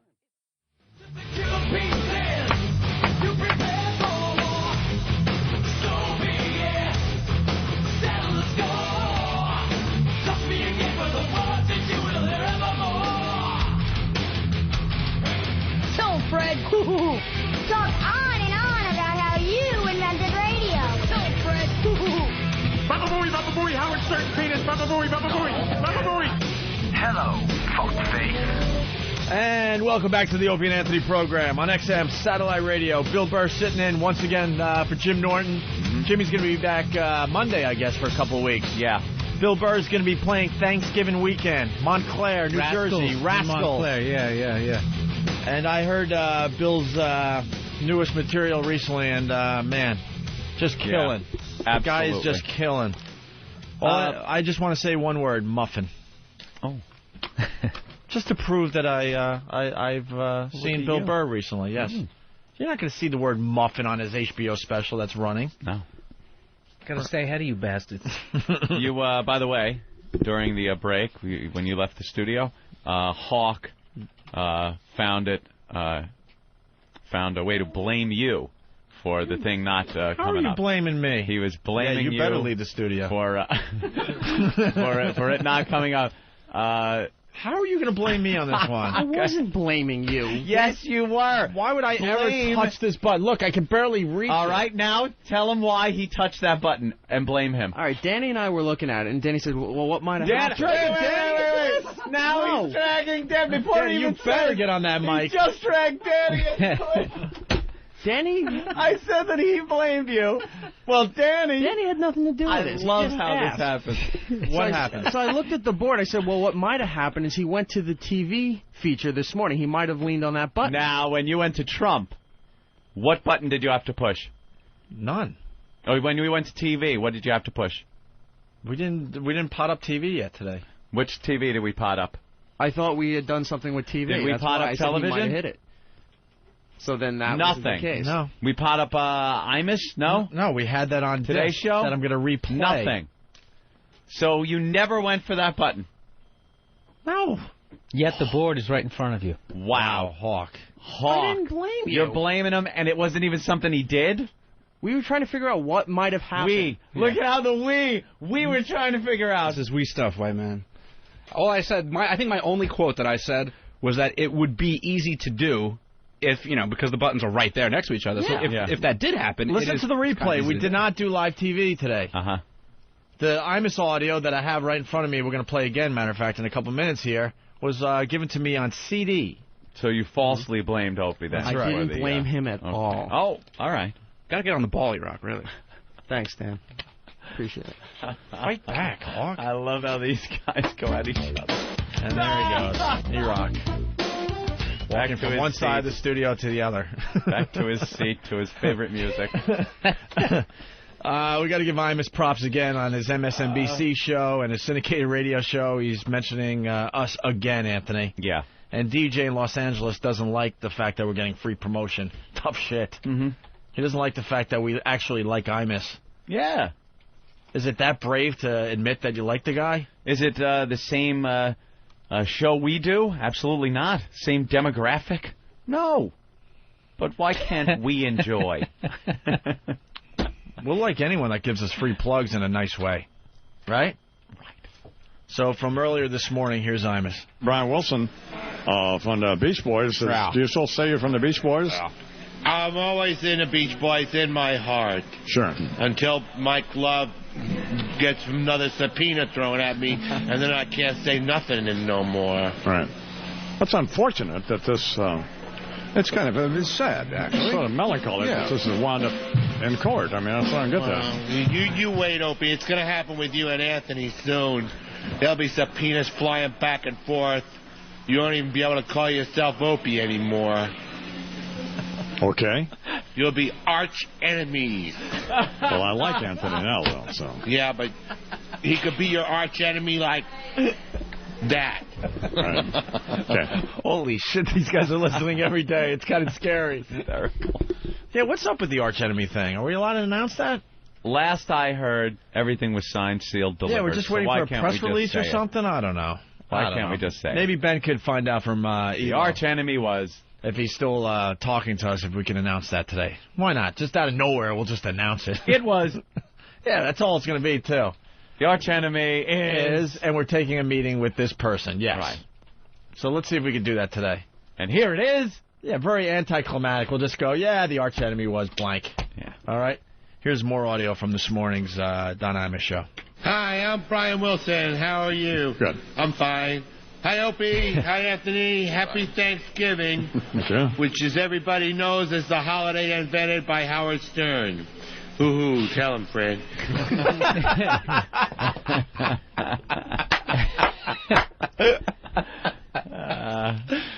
Oh, wow, that's great. How great is that? Very funny over there. Now I got to make another phone call over there. No, I won't pick up. And then you've reached the I-man. Not home. I have on the ranch. I have a nice relationship with his secretary. Yeah. And I called last week or 2 weeks ago because they were going. They did a lot for us. Yeah. And she goes, he left for the day. I go, well, tell him, Opie call, whatever. Tell him I left for the day. And she goes, do you have a number where he could call you back? I'm like, he never calls back. And she started laughing like, yeah, I know, but what's your number just in case? He's busy. So now I got to call again today to thank him. Got to do that. And then one more clip from Imus' show earlier this morning because it's a big day for XM. We're going to be featured on The Apprentice. Not the Opie and Anthony show, but XM is prominently featured on The Apprentice tonight. What's coming up tonight on The Apprentice? Well, tonight we're doing something. We're going to come up with a singer. The teams are each choosing a singer, and then they're going on to XM satellite radio. And it's really a big thing for XM satellite radio. They're going on to The Apprentice, and probably will get many, many subscribers from it. It's been, if history is any indication, because, as an example, everybody, whether it's Procter & Gamble or General Motors doing a car, they launched a car for Pontiac. And they sold 7,200 cars in 42 minutes. I mean, it was crazy. The only problem is they couldn't make that many. These are minor details. Two of our favorite guys are on XM Radio, Opie and Anthony. So, well, that's correct. Maybe it'll help them. So they do a big thing for XM Radio tonight, and it's really an interesting show, and it's a really good boardroom at the end. Thanks, so we're happy with it, and the show's been doing great. Thanks for the acknowledgement. Right. He completely blew off the fact that Imus acknowledged us and mentioned us. And you can hear the guys kind of laughing in the background, like, wow, he blew off that. Yeah, they are. And tonight, the Apprentice... bastard. I got to talk about me a little more. Can we get 2 seconds of publicity there, Donald? Yeah, screw Opie and Anthony. I got to talk about myself a little more. But... still very cool for us, very cool for XM. Make sure you watch The Apprentice tomorrow, because we'll have all the audio, and I can't wait to goof on Elo. Yeah. Because he's all over this episode, I guess. Dave Douglas. No, not Dave Douglas. I just thought I'd blurt his name out. All right, this is what we'll play. You mention names, and I'll say yes or no. Yes or no? Yeah. Dave Douglas, no. No? You got to give it a little time, though. Let it simmer with the people. Because some people were like, oh, my God, it's Dave Douglas. All right, how about this? Man, for the new listeners, they missed out. There's a speculation thread on Wack-bag.com. It's 8,000 pages long. It's ridiculous how many posts there are, how many views there are on this subject. But Anthony and I will be meeting with an archenemy in the near future. Yes, it is true. This person has signed with XM. Yes, this is true. This person will help XM tremendously. Yes, this is true. We have battled with this person. Yes. Will he help our show and this channel? I don't know. That's what the meeting's all about, I think. I don't know. We'll see. So a lot of people are speculating. Let's just start knocking out names until we know we could officially announce it. Okay? Well, let me pop up the thread. Okay. And I will look at some of the names that people have been speculating. Okay. Throwing back and forth. All right. And we'll go a little process of elimination. Okay. Anytime now. I'm looking for the speculation thread. Well, people are speculating. We have somebody coming aboard at XM. An old enemy. Archenemy is Opie put it. Yes. Archenemy. We hated this guy big time. Was he an on-air personality? Actually, we still hate this guy. Oh, what? We 20 questions here? We're not playing questions. What was that about? Hey, I'm just that would narrow it down tremendously. Try to help the show. Certainly would. Here we are. All right. I'll just chill out during this segment. Why? Because the listeners are always so helpful, and they like to log on and go to the same message boards and web pages that we're trying to get to. Right. It slows it down. They're so fucking helpful. All right, let me look at some of these. Dave Douglas already said. All right, hold on. You only get 2 more. So only 2 more. So you blew it. Yeah, and you're trying to help out Wack-bag so they could figure this out on their own. I would like them to figure this out on their own. Well, there's a poll up. All right, don't even pay attention to the poll. Just get some of the big names that have been mentioned on the speculation thread. You get 2 more. 2 more. 2 more. So Dave Douglas is out, obviously. Yeah, Dave is out. Okay. All right. Who's? Oh, Ben's writing. Is it a joke? Most likely announce tomorrow. Tomorrow. Why? Not today. John Manelli's waiting for my phone call. Not today. Not today. Why? That's what I was told. And then there are people that aren't arch enemies that they've speculated about. All right, be careful, Anthony. You only get 2 more that we can knock off the list. God. Only 2 more. Would that be a team? Oh, we can knock off the D&M, no problem. Yeah. A lot of people thought we were Don and Mike. A lot of people thought we were going to meet with Don and Mike. Wrong-o. Ain't gonna happen. Never. It's not Don and Mike. I know that DCR TV. Yeah. That website has been speculating. Yeah. And actually brought up the fact that we had mentioned an enemy and the show and the XM and tied Don and Mike into that. No. It is not Don and Mike. I came to a realization this week, by the way, about this whole satellite radio thing. For most of the people in commercial radio, they're fucked. They're not coming aboard. Yeah. XM will not be hiring traditional radio shows for the most part. That's not the direction they're going in. No. They're reinventing radio, basically. And they're not going to just get guys that were sort of successful in commercial radio and bring them aboard. This is much bigger than that. And it's just not going to happen. Some will slip through the cracks, I'm sure. But in general, there's so many people out there hoping that they're going to get the call to come to satellite radio. No. Yeah. It's not about that. So you have one more, Anthony. I have one more, but their speculation has been so bad. Well, like I'm just gonna say Ken Stevens. But he wasn't an enemy. Is that one? Is that who you want? No, that is not. I am not using that as one of them. Are you sure? Because it's ridiculous to even speculate. Are you sure? Whoever put Ken Stevens in the speculation thing is retarded. Our old boss, he was never an enemy. Always a good friend. He believed in us so much that he went down with the ship right up to the end. The guy was a friend. That's right. A friend to the end. He was the last one to jump into those icy waters. All right, I'll use this one. Uh-oh. Al Dukes. Al Dukes, a lot of speculation. If Al Dukes, the former fuck-up of WNEW and present fuck-up of Infinity Broadcasting. No, it will not be Al Dukes. It will not be I have Al absolutely Dukes. no respect for Al Dukes, who, by the way, I heard was moved up to assistant program director of K-Rock here in New York. K-Rock in New York. This guy... And he's going to be the executive producer of the David Lee Roth show? Yeah. This is what Infinity Broadcasting's all about. People like Al Dukes skyrocket through management. Through corporate. And smart people, creative people. Show them the door. Wow. So it's not Al Dukes. No. So it's there not you go. Dave Douglas. No. It's not Don and Mike. No, absolutely Cross those not. off your speculation list. And enjoy until tomorrow, I guess. Yeah. Okay? Mm-hmm. We'll finally announce it tomorrow, I guess. I don't know. Right. All right. Sorry to bore you, Bill. Let's bring the homeless lady in. Keith the cop. Right. Keith, you could sit over here, please. Yeah, Keith Absolutely. the cop. Let me set the scene here. Keith the cop. Can I sit over there? You could, yes. Sure. I think we're close enough now that you can distance between me and homeless pussy. All right, as humanly possible. Keith the cop's in charge of getting the participants for the homeless shopping spree, Anthony. And he's going to be bringing in a homeless person once a week, and then we try them out and see if they're good enough for the homeless shopping spree. That will happen in when are we going to do this? Mid-December? Yeah, I think it's the last Thursday before Christmas. The last Thursday before Christmas. Yeah, I guess the malls would be pretty packed at that point. That's a good idea. Good one. What? Yeah, that's a good one. What? That's a good speculation right there. What? It's a name that's on there.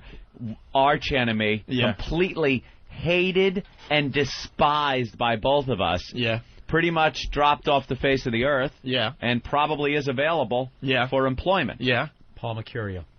And you want to write it down? And it's absolutely not him. All right, write it down. But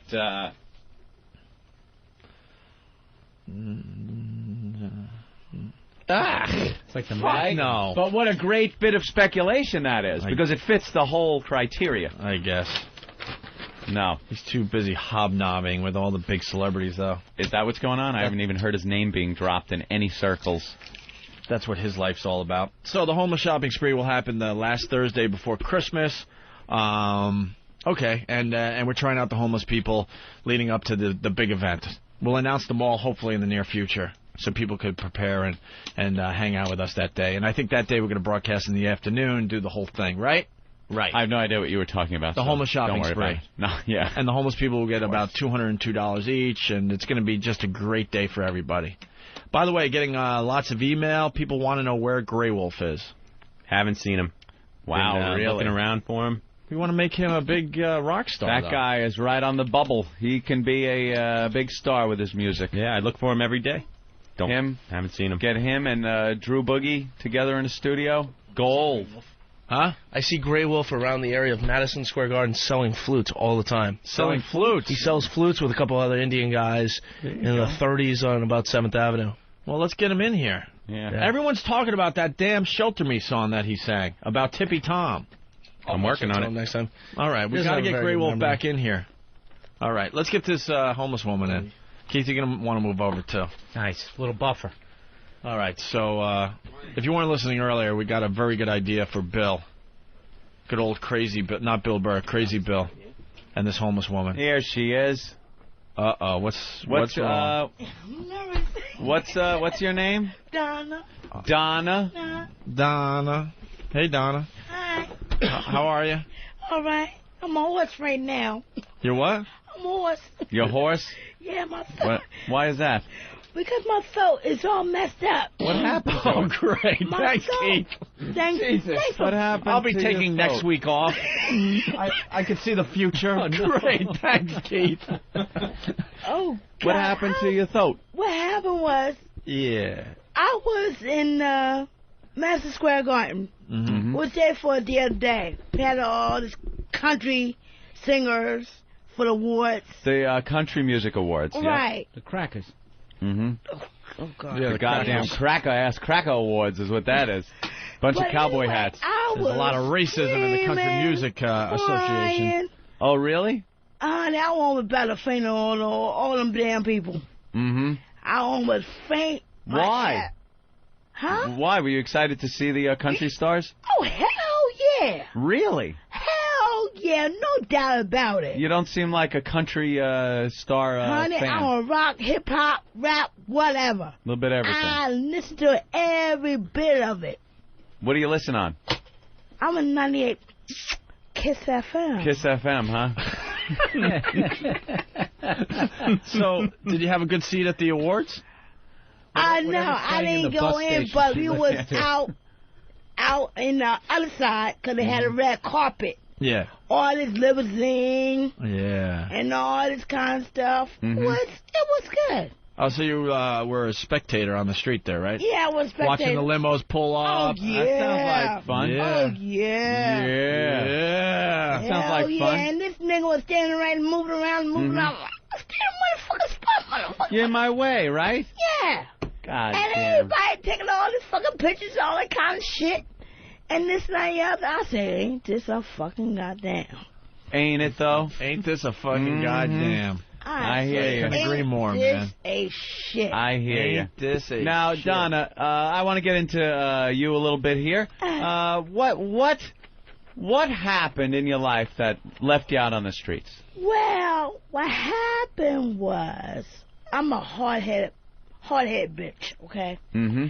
I raised up a nice family home. All right. Excuse me. You're a little phlegmy. Want to throw that can over here? Once again, thanks, We'll Keith. just disinfect the studio because the coughing.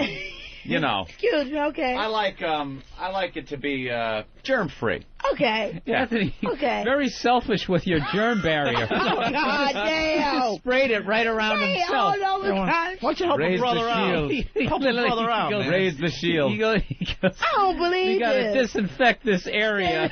Oh, my God. It was a half circle about 6 inches around his body. I know, You're 'cause coughing. because I was screaming knocked in. And What kind of stuff were you screaming at the country If she's music talking, people? someone should just be holding this Because down. I love all my hot-ass motherfucking men.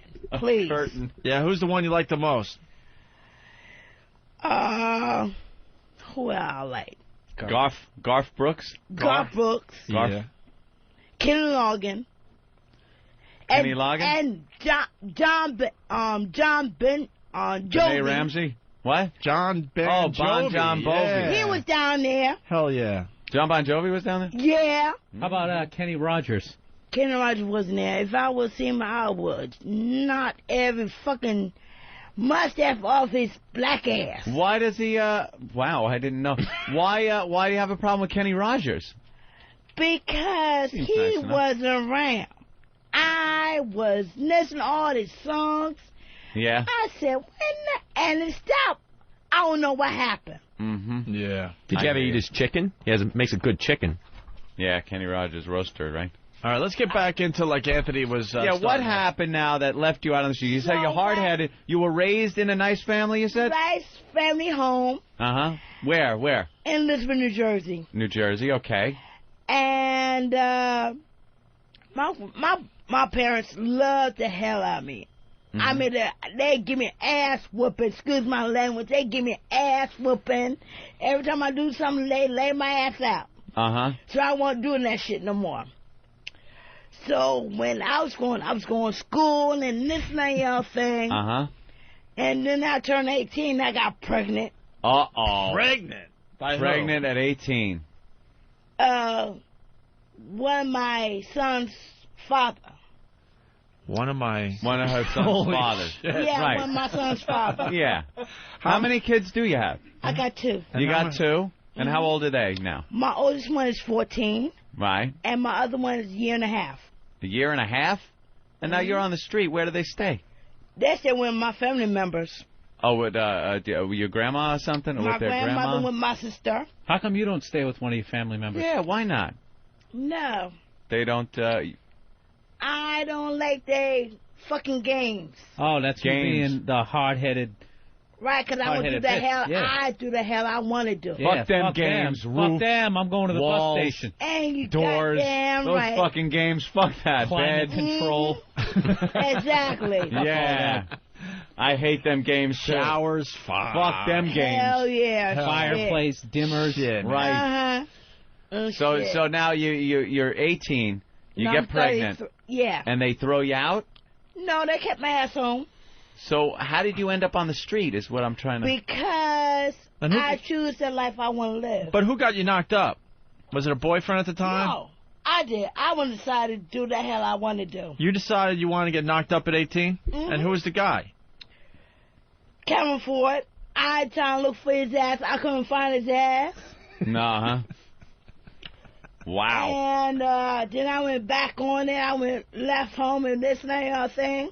It seems like you got into maybe because I know a lot of people, especially younger people that are not with their families on the streets. They get into things like drugs. You got something in your tooth? I got a toothache. Excuse me. You got a toothache? Excuse really digging in there. You got a dental plan? And it hurt. Some of them games like dental insurance. Yeah, fuck that, man. Put ice right here. What happened? Toothache. Yeah, I got a toothache and it's killing me. Yeah, a dentist upstairs. Maybe we'll take you up there. She just pulled the bird flu out of her teeth. Oh, shit, man. No Come bird on, man. flu, motherfucker. Oh, damn. You make it hot. God damn, Opie. Shit, man. Crack-ass cracker. Yeah, you got more. You got a demo on you. You got lighter. You got this. Demerol? I got some stuff. You got a ganja. Maybe ganja. Maybe smoke a little. What's your poison? Yeah, what do you like? What's your poison? My poison? Everything I put my fucking hands on. What? Oh, yeah? What is See, it? now that's what I was getting at. Anything she would get her fucking hands on. All right. That's what I'm getting at. You get kicked out, or you don't get kicked out. But when you're homeless, a lot of people fall into drugs. Oh, and yeah. you kind of, and that might have kept you out on the street now, right? Oh, yeah. You're addicted? Mm-hmm. What do you like? Heroin? I used to do heroin. Yeah. I stopped for a while, then I decided to switch up. And what do you switch to? Cocaine. Cocaine, making a big comeback. That's so 80s, coke. And it's not pure anymore. This shit is really good. No, it's not. Rod Stewart admitted recently that the shit ain't as good as it used to be. Shit, now it's good now. Yeah, why? How do you buy your drugs? Get the good shit? Yeah, how do you buy your drugs? How do you get your money? I can't imagine the homeless lady gets the good connections. I get all what the hell I want for it. How do you get the money, though? You got to have money to buy the drugs. Because I sell my ass for it. That's okay. I gotcha. I sell my ass. You sell your ass. So the bill idea is starting to make more sense. So a couple of, How old were you the first time you sold your ass? Sell my ass, I was 18. 18. And this after Kevin Ford? Mm-hmm. Yeah. Oh, yeah. By the way, head of the Ford Motor Company. That's right. Yes. Mm-hmm. He had a 2-on-1, him and Lee Iacocca. That's right. Mm-hmm. So you sold your ass. Did you have a pimp? Or did you just walk on the street? I had a pimp. How'd you get a pimp? Huh? How'd you get a pimp? I don't even fucking know. Don't remember? I don't even He was the guy who had a little candy for you. Where were you sitting? Well, Yeah, I what was in happened? Newark. Newark. That's a good place to start. City, man. And she was with Russell. And I hook up with them girls that be out there. I be along with them. Now, wait, you were a little hungry probably. You needed some dope. You needed something. Well, I said, I want to get on fucking crack. So it was like $10 this, nickel this, nickel down, whatever they want to do. So I said, I might as well do my fucking goddamn thing. Sell your ass. So you went on the street and They what? got locked the fuck up. First night? First fucking night? This motherfucking rookie cop came up to me and What, was he in uniform? And he go, I suck your dick for $5. Bam, in the can. I told him, look, give me fucking $10. Guess what? See this? I'm an undercover cop. I got in an undercover cop car. I said, wait a minute. You approached me. And that hurt me on the fucking radio. I got locked up. Locked the fuck up. Oh, man. Damn. I was hot. I was heated. Yeah. So you didn't get to the first night out. You didn't even get laid and get some money. I ain't get laid or nothing. I was in behind fucking bars. So now you get out. I want to know the first time where it worked out. What'd you have to do? You suck dick or you get fucked? I suck and fucking. Yeah, is that what you did? Fucking my ass and fucking my coochie. In your ass too? Hell yeah. Everything. Hell yeah. Wherever. 10 and 20 inches long dick. Open for business, any hole. Goddamn right. And I got big boobs, honey. And how much Let's see your boobs. Let's see the merchandise. Come on. Well, that's not the merchandise. This is the merchandise, honey. Oh, there you go. Little wow. Fucking flapjacks. Whip them out Thursday. Fucking flapjacks. This is real shit. That's the real shit, Opie. Real flappy. That's the real shit. There's some flap. This is real shit You got here. some flap going on. And Now, it's what- a flappy. Did anybody real ever punch shit. you in your tits? Honey, they be sucking them like a liquor. I'm like, baby, Wait, let me easy up. It looked like a gunshot wound on one of them. Honey, no What? gunshot wound. All right. Now, what do you All right. what do you get for like blowjob? How much? $10. $10? Yeah. That's pretty cheap. What about during like a holiday week? Holiday week? You give a discount? Or is it more money because there's more I people in get town? free. I get free. Well, if someone's Free got charge. maybe a little coke. Well, I ain't got no money. Can you help me out? I said, look, come back talk to me when you have some fucking money, motherfucker, all right? Yeah, it's only $10. Where do you go when you're homeless? Where do you go to get fucked in the ass for some cash? Is it behind in the car, in the car? fucking motel. Motel? Oh, the guy's got to pay though. Oh, obviously. yeah. All right. You ever see a little bald-headed kid in a Saturn driving around? Or Hell no, No? I never see that shit like no. that, man. All right. Thought maybe. he would I like never your see pricing. that shit, He man. would like your pricing plan. You seem like very discounted. Yeah. How much for your ass? For my ass, 20. $20 to fuck you in the ass. Wow. And did guys use rubbers or they Oh, just yeah, pump? that bad man to use rubbers, because I make sure I carry them motherfuckers You sure? around me. You sure? Oh, yeah. Never just say fuck it. I need that bad. What if some guy wants to have sex with your ass without a rubber, but he'll give you like $100? Yeah. I got to think about that on that one. Yeah, you got to think about that. Think about it a little bit. Yeah. Let me ask you a question. Yeah. When you were younger and you were in your prime, were your prices a little higher, or have you always been Well, it always such a been value? like it always been like $10 or $20. That's all. it. That's it. You $10 or can jack your $20. prices. You're like undercutting the competition. Honey, I ain't trying to compare to no. I would compare to me. She's like rent control. Rent control, pussy. Rent control and horny bitch. You're a horny one, I huh? can't get if I can get many dicks, I want. Yeah. But honey, better lay me out and shut my fucking goddamn mouth up. Hey, you want to make a little money today? Of course. All right. Always into making a little cake. Now I'm thinking if you give up the back door for $20, we'll give you a 10 spot. Of course. Jesus, Opie. Yeah, what do you get for 30? Yeah, wow. Yeah, 30's like a whole night out. You want Dinner at some- Paisanos with E-Rock. If you want to have like dinner or lobster, I give you more lobster. Yeah. Could I be Maybe a licking little you Cristal? up and down? I'll just stick with the crabs, thank you. What about a night out with some Cristal? I'll be licking you up and down. I don't think so. And you'll be like, oh. I'm like, oh, goddamn, baby. Oh, yeah, baby. Don't stop, baby. Yeah, Do you do any kinky stuff? Any guys come up to you and go, look, they want a little kink? Oh, yeah, they give them. Like what? Yeah. What have you? Guys like... Fucking. Yeah. Sucking. That's regular stuff. Like, do guys go, what about stick some of this the up my freaky ass things? or something? Huh? Yeah, guys ever want you to stick a finger up their ass or something? Oh, hell no. I ain't doing that shit. What about... That's for the fucking gay men. I'm not a fucking gay man. Right. Okay? You got to eat with those hands. Okay? Right. I hear you. Okay. Do they ask you to do any freaky stuff? And what's the freakiest thing that you walked do you away remember going, any God freaky stuff? damn, that was Freaky? fucked up. Like a guy comes up to you and says something crazy, and you're like, what the fuck? And... Yeah. Yeah? I'm like, yo. Like what, though? Like, ooh, you got a nice ass, honey. I saw, of course I do. I got a nice ass. Show me all the rest you got. And I'll shut my ass down, honey. God. Yeah. Damn, you got a hot ass. Mm-hmm. Everybody be smacking my ass. I say, whoa. Hands off. This is my mother's ass. It ain't yours. It's your mother's I can ass. spank your ass. Baby, spank me. Oh, baby. Oh, the guys like to be spanked and shit? Yeah. Something like that?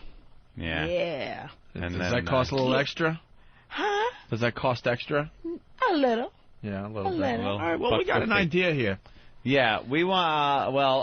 You see Bill over here? This guy over here is named Bill. You ever have a trick like Bill?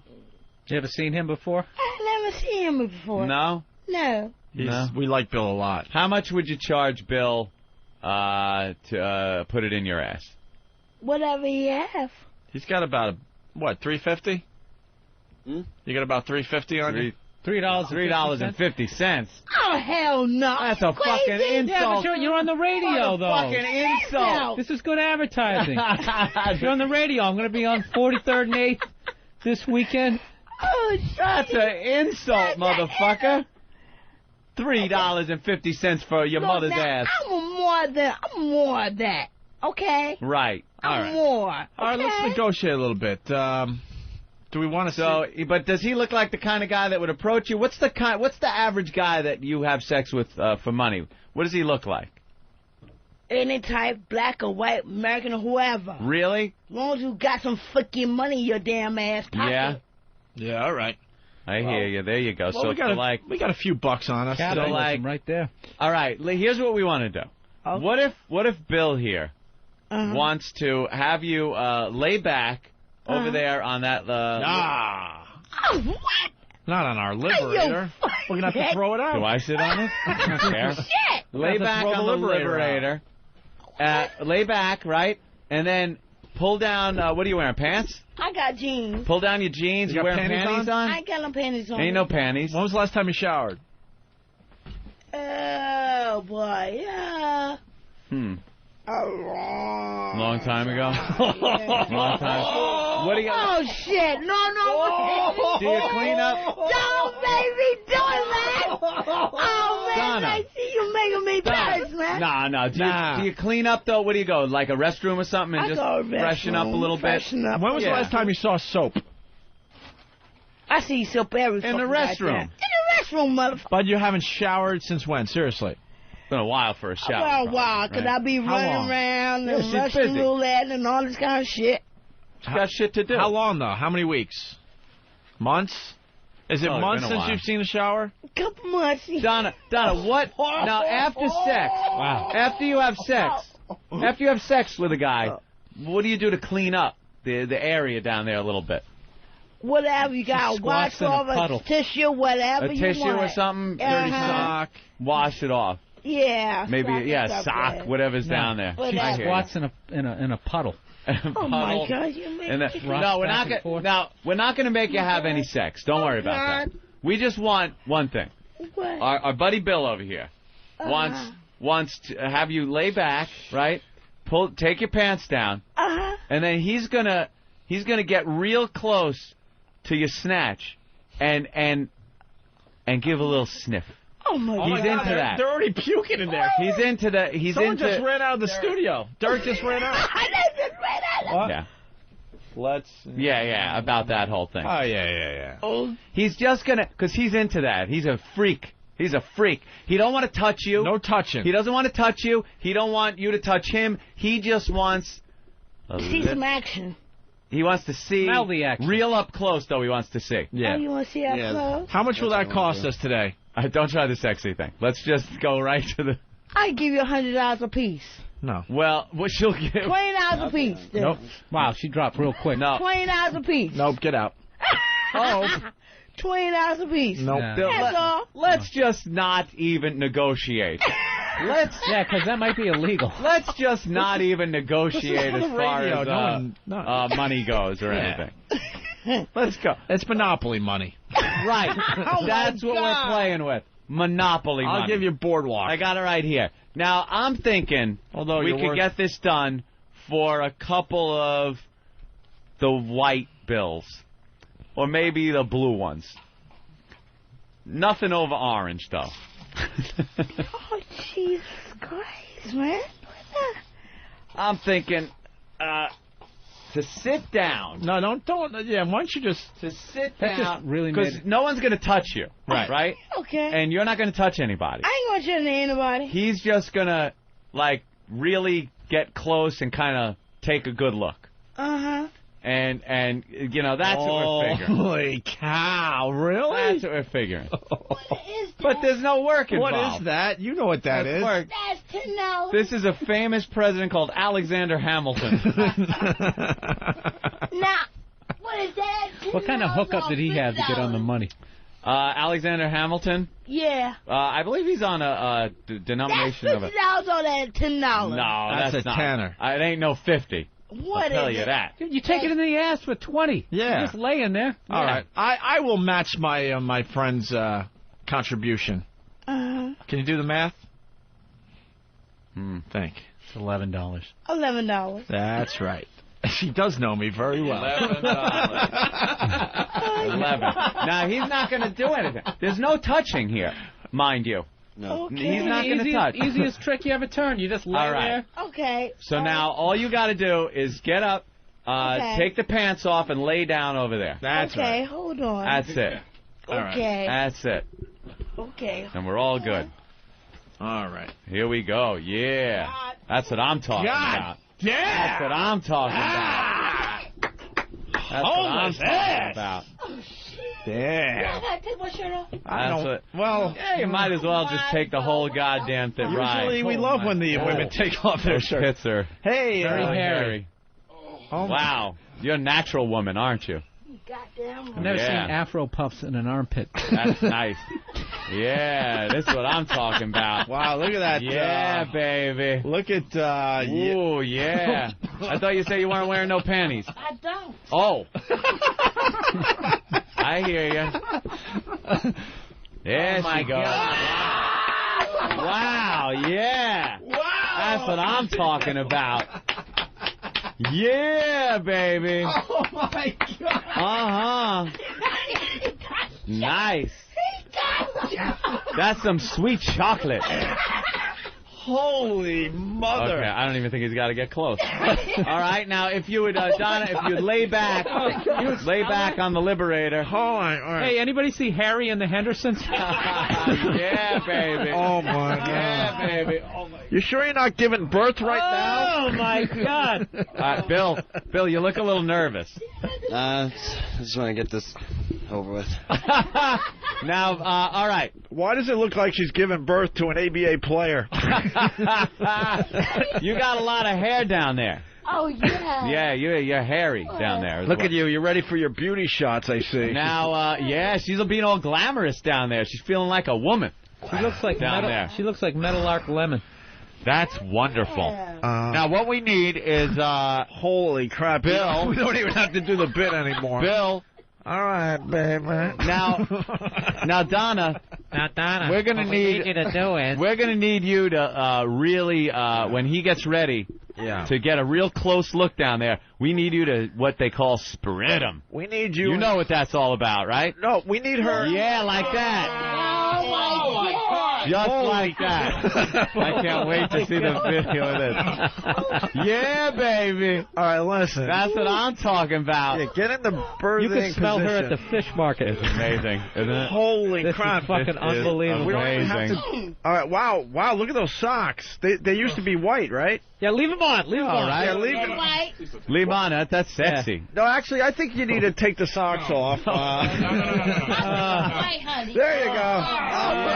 Yeah, that's what I'm talking about. It's good. Yeah, they're good. All right. Hammer toes. Holy All right. We haven't talked to Crazy Bill. Bill? Hey, how's it going? Bill, man. How's it going, man? You're up for this?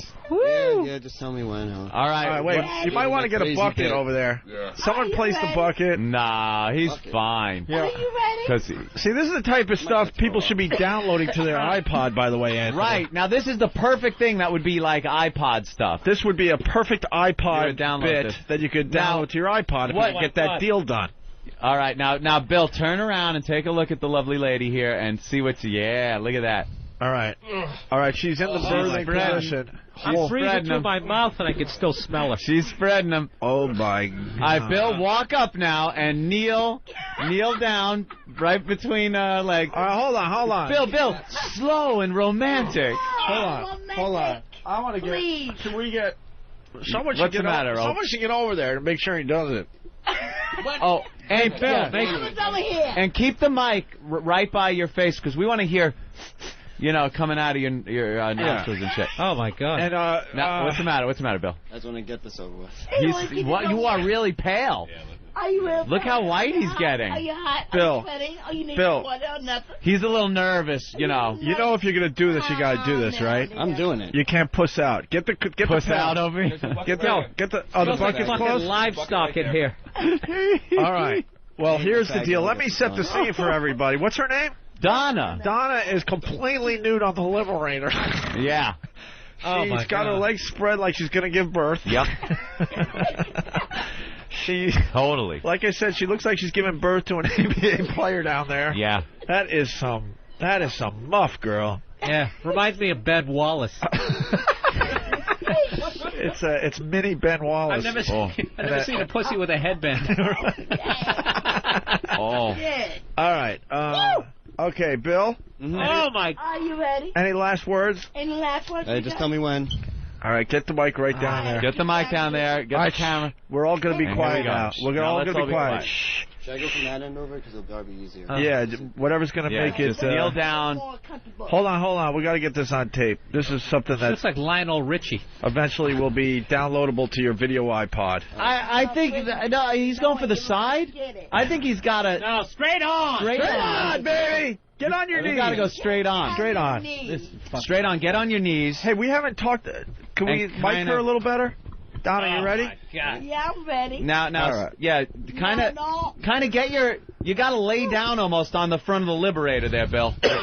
Lay down a little. Lay down a little. Yeah. Donna, don't touch him. Yeah, he's very shy. He's a shy boy there, Donna. He's shy. Yeah, no touching. Now, kind of lay down on the liberator in front of her. There you go. And just... All right, this could be good. Get your face right in there, yeah. Your face right in Get the there. mic right down there. Okay. All right. Shh. Big whiff. Big whiff.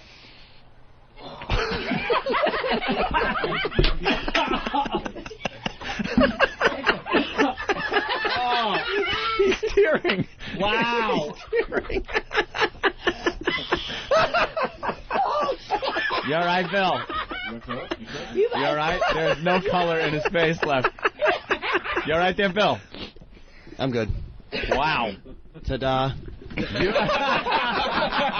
aristocrat.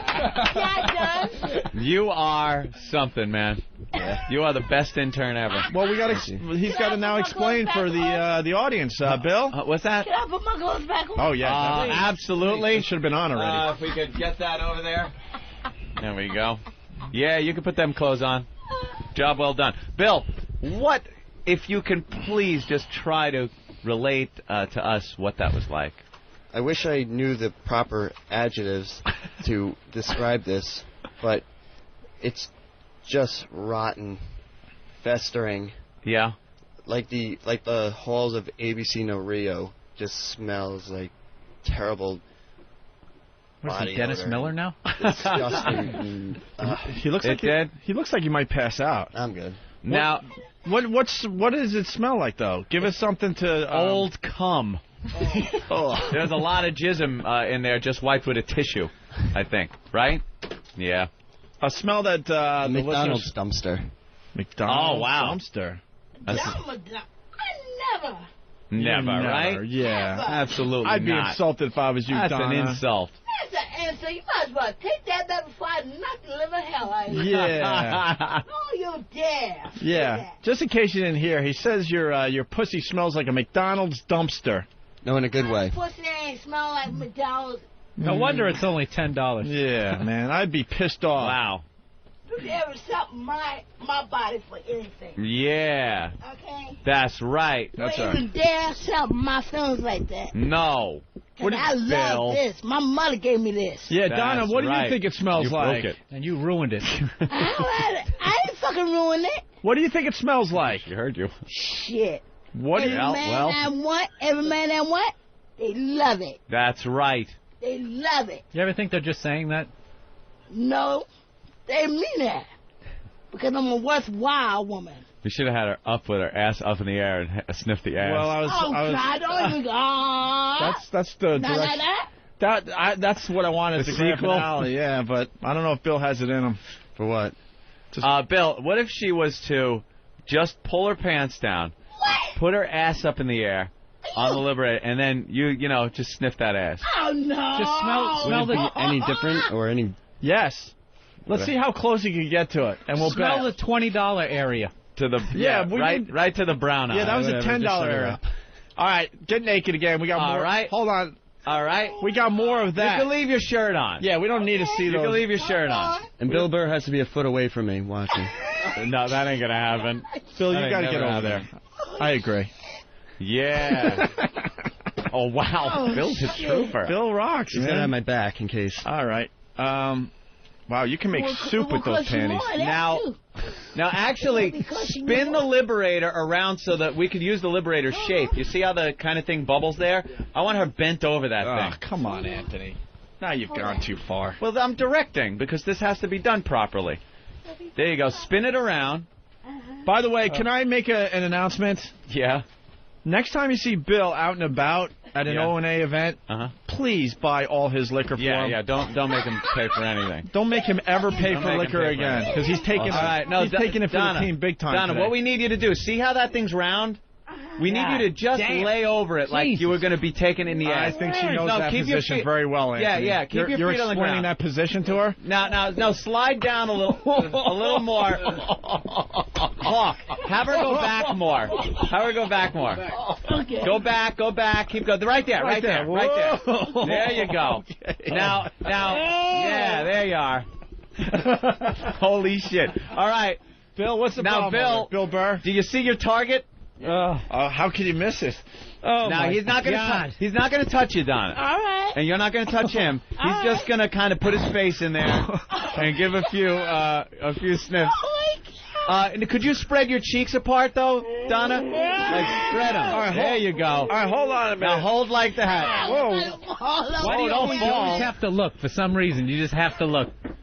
All right, listen, Donna. Yeah. Once again, when was the last time you had a shower? The shower was like months, right? Yeah. Yeah. And you know, months. And when was the last time you really took care of the back door? Always care about the back door. You know, I always do. You always take care of it. I always do. Phil, does it look like she takes care of the back door? I always been taking care of the back door. Bill, you asshole. I never been letting it go back. You asshole. Bill, fuck. Does it look like... Rick. Hold on, Bill needs the mic. Does it look like she takes care of the back door? No. He's saying no. What seems to be... Oh, God. But the back door looks fully operational. Right. Bill, still in use. Back to the mic. Your ass. Because I refuse to take a glance at that. What is it? What is the problem back there? Nothing really that I can see through the tears in my eyes. But she has a lot. Well, you have a lot of ass sex though back there, so it might be a little like stretched. Does it look like an exploding cigar back there, or an exploded cigar? No. Okay. They're ready to smell. All right, let's go. Let's get this over. Look like Mount St. Helens. All right, here we go. All right, now lean over like that. Yeah, spread them apart, but don't fall off. Yeah, spread them cheeks. Oh my God. All right, now, hey, could you turn your hat backwards? Could you turn your hat backwards a little bit, Bill? Because so the bill of your hat doesn't. Yeah, there you go. And let's get that nose right, real as close as you can get. Oh closer, my God. closer. Oh my God. Closer. Closer. Closer, closer. You're almost there. We need you 1 inch away, Bill. One more time. 1 inch away. Time. 1 inch away. 1 inch. Yeah! Oh my God! Holy shit! Woo! Shit!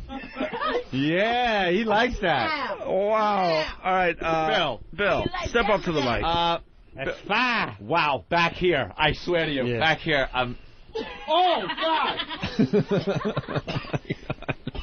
Okay, we'll be back tomorrow with another Opie and Anthony show. This is the worst. Holy Jesus Christ! It's like ass. It's like unwashed ass. Dude, Wow. Get the Lysol, get the fans. It is horrific. Wow, that's some ass. Holy shit! Holy shit! What, it just hit you? Well, when you move into the blast zone, yes. The blast zone. That's yours, baby. There you go. And now, Bill. That was a pussy dirty bomb. What was that all about, Bill? I slightly actually gagged. Wow. Gagged? It was terrible. Wow, you got real close. We got real close. Is it still like kind of in your nasal Yeah, passage? that's exactly what it is. It's still in the back of his throat. Please keep it in here. Don't let nobody out there know. Right? Okay. What goes on? That would destroy your reputation. Yeah, don't. That's a fresh-smelling whore. Don't worry about it. Don't worry about it. Wow. Well, I gotta say, that's something. Thank you, Christmas And everyone's present for happy, right? Yep. Are The you listeners are happy. They got to hear you're some fun happy? radio. You're happy because you get, you know. I'm happy, honey. And Bill is. Well, sorry, someone's got to lose. Well, I do live my life a quarter mile at a time, so. Yeah, there he goes. That's his philosophy, Marty. Thank you, Bill. Bill, thank you so much. Peace be with you. All right, that was just amazing. That was amazing. Donna, you want to do the news for us today? Oh, come on. How's your, how much schooling did you get? Well, I didn't go to 11th grade. You didn't go to 11th grade? I did went to 11th grade, then I dropped out. All right. But you learned how to, reading and stuff like that. Oh, yeah. Have you ever regretted that? Seemed like a smart move at the time, huh? Wow. Come in your nose. No, It stinks in here. Your ass stinks. Stinks like your ass and your pussy. All right, listen. Keith, like... how about we get Donna out of the studio for now? Donna, yeah, if you hang out for a little while, and we'll have you do the If news. your people would say it was like, whoa. Now, where's your hat? Yeah, take that. Yeah, I want every... Yeah, just, there you go. Just open the window and throw the Liberator out the window, please. What we should have done was left her in here. And, I is left. that off out there? Just so we can, Wow. This smells like hooker, ass, pussy, and Lysol. Dude. That... It still stinks. Just keep the door open, please. It's ass. Dude, keep the door open. Yeah, open the door. What's wrong? Just, leave that door open for a while. Oh, wow. Wow, just throw that Liberator out. What is it like in here when you walk out and then come back in, Danny? Still? Yeah. You don't realize how bad it is until you actually go and do that. Yeah. All right, listen, I see they got the Opie and Anthony hoses. They're going to hose down the studio. It's they got the Lysol, what is that, disinfectant cloth? Sanitizing wipes. Sanitizing wipes. We're going to wipe down the entire area. Spring The waterfall. headphones, remember the I have headphones? a couple of those and shove them in my nostrils. The top of the headphones and the earmuffs. There goes the Liberator. It's leaving the studio. We got to say goodbye to the Liberator. She retired the Liberator. She retired the Liberator. You know what you need? You need who are those people? They come in, they clean up after a murder. A murder, yeah. They take the little box cutter and they cut out the area. Cut out the piece of the carpet. Yeah. Get the blood stains off the walls. Yeah. Do we have pictures we could send up on FoundryMusic.com? Yes. We have actual pictures. What? She wants the couch. She's screaming and yelling outside the studio. Just. Why don't we take a break and regroup, Anthony? I think that would be a very, very smart move. Yeah, here. can we get the fuck That out of the Bill studio? is amazing. The things he does for this program. He is a trooper. He's still too smooth, though, man. We need a guy that's really going to start hacking and puking. I'm amazed. You could have pushed it 2 more times. You would have had vomit. Oh yeah. We didn't push good enough.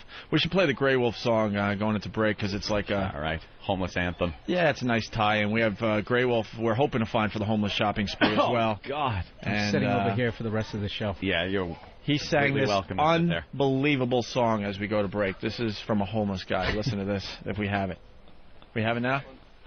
No, all right. We're just trying to find it. Eric's almost there. All right, hold on. You got it? Okay. Oh, Hawk's got it? Well, this a couple of go those off without a hitch. This thing is becoming huge with the Opie and Anthony listeners. Here it is. Grey Wolf and a song called Shelter Me that he just sang off the cuff. Listen. Let's see how this comes out. Little Purell.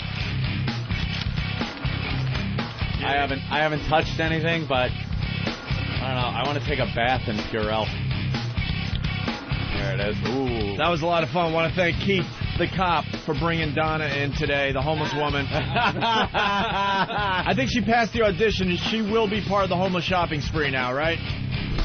Great. Yeah, I was in the bathroom. What happened with it? Everything went well? Everything went well. Yeah. Keith, the cop, yes. Bill came in and Keith was sitting in the chair that's way over here on my side.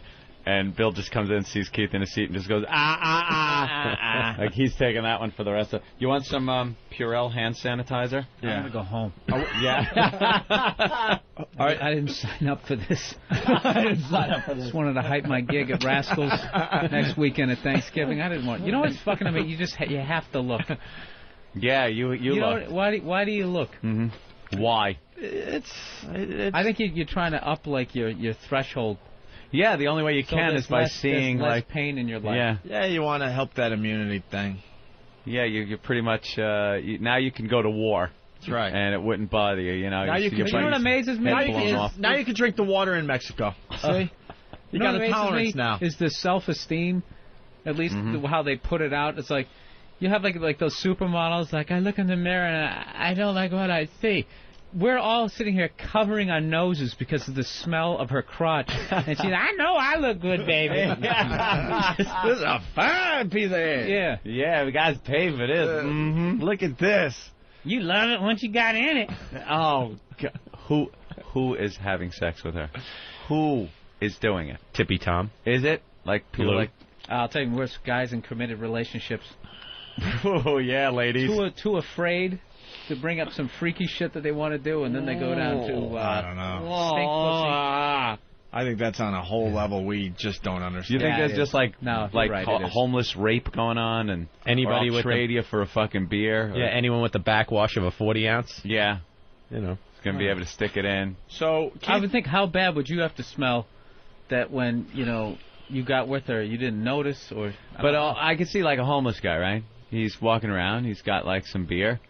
He goes, hey, you want some beer? Pull your pants down. You jabber. You don't care. You stink. She stinks. Everyone stinks. Homeless guys, it's easier for homeless to get laid than a lot of guys out there. But here's the deal, the obvious thing. Are the homeless immune to the smell factor? Yeah, there's like if they you take the stink smell to other out people? of it, I'm sure Is you're it the getting fart? laid. Is the fart like the fart thing? You know how your own don't bother you, but someone else's? Or if you have bad breath, you can't tell. Right, you can't tell, things like that. If the homeless can't smell, then it takes that out of the equation, then it's probably not as bad. Then it's just, It's a great situation. Yeah. I can't imagine. When are we moving in together? Right. That whole thing is over. Your place or mine. Yeah, because with how Blue smelled last week, and we smelled Tippy Tom so much, you can't imagine that either one of them would be repulsed by the smell of a dirty snatch like that. Yeah. All right, so Keith will be bringing another homeless person to the studios next week. I can't wait. Yeah, One a week leading up to the homeless shopping spree. Yeah. He never disappoints, though. No, and Really? I tell you, you haven't even scratched the surface on her life. don't I mean, we scratch only got to anything. 18. She's got a lot of stories. On 3 trains, I got a hell of a lot more information. What was the one thing about the brother? Oh, yeah, you didn't even ask her about that yet. No. That's a good story. All right, we'll bring her back in a little while. Maybe interview her a little bit so we can get the good stuff out of her, because we're running out of show. All right? And she's picking her teeth out there. She got a toothache. Look at It's like a crime scene over there. It's like, oh, things have been cleaned up. Like, police tape. There's police tape. They roped off the area. And look at what the headphones say, Ben, on them, because the Ben's headphones. Ben came in and put down the word of Ben, that those headphones will never, ever be used again. We need separate headphones that are just for these homeless occasions. Headphones. Homeless headphones. Well, there they are. Now, just write homeless headphones on those. And we'll get new ones for Ben. Let's go to Todd in Houston. Todd? Yeah, guys, I just wanted to say thanks for making me throw up just then. I was eating a cherry jelly donut when I turned on my car and just, I got to tell you something. If you haven't thrown up listening to this show yet, then you're not a true fan of the program. Well, I'm a pretty new listener, but that was bad. All right, we're gonna bring a little the cringe back to the show. I think just a little bit here and there. Taste. Little taste every once in a while. Question: does Bill ever say no to anything you guys ask him to do? No. The guy he's consistently done everything we've asked of him. Yeah, he's amazing. Let's go to Tom in Michigan. Tom. Morning, boys. Morning. I'm driving to an appointment, and I got that lump in my throat where I have to keep swallowing to make sure I don't throw up, and the slow breathing just to be able to make sure, because we got some snow up here. I'm trying to stay on the road, and I almost had to pull over. That was nasty, the way you guys are describing that. Yeah. Real bad. All right, Tom, thank you. Thanks. Let's go to Rick in Minnesota. Rick, people puking all over the country today. Go ahead, Rick. Yeah, just sitting here trying to eat my steel-cut oatmeal. And, man, the pictures that were running through my mind. But, hey, man, I got a good idea. You guys should toss that Liberator down onto the sidewalk and see if anybody picks it up. That's a great idea. We're doing that bit tomorrow, so... That'd be a perfect thing, man. Have her just rubber snatch all over it first. Yeah, maybe we'll add that to the sidewalk bit tomorrow. Thank you, sir. No problem. All right, let's say hi to Larry in New Jersey. Larry. Hey, what's up, guys? Hey, Larry. I was laughing so hard I threw up. I swear to God, my 7-Eleven buttered roll just fell right out my mouth. I was like vomiting. Awesome. Funny stuff. This whole week, I've been. I normally take the train into the city. I've been driving in because I cannot stop listening to your show. Thank you. I appreciate that, Larry. New thread on the message board. Is Ant getting sick of Bill Burr? Yes. Ant and Bill seem to have been throwing the F-bomb at each other almost on a daily basis this week. Is there an Opie and Jimmy war of words brewing between Ant and Bill? We'll tell you at 11. And I just figured I'd get the speculation going. I posted, fuck Bill Burr, he's a cunt, fuck him in his fucking ass. Yeah, there's something going on between you two. You're not willing to admit it, but... I love Bill. I think he's great. Yeah, no, I see it, though. You're not fooling anybody. There's, like I said, I hung out with Patrice, man. There's real hatred here. You got to do better than that. There's real hatred here. This page one psychological warfare that you... It doesn't, It really doesn't. No. Chris the Trucker. Chris? Hey, this is Chris from California. Yeah. I swear, Psycho Bill rocks. He is the best. He can do no wrong. You know, I got to tell you, I wasn't sure how this plays out. You know, because Bill's reactions aren't that great.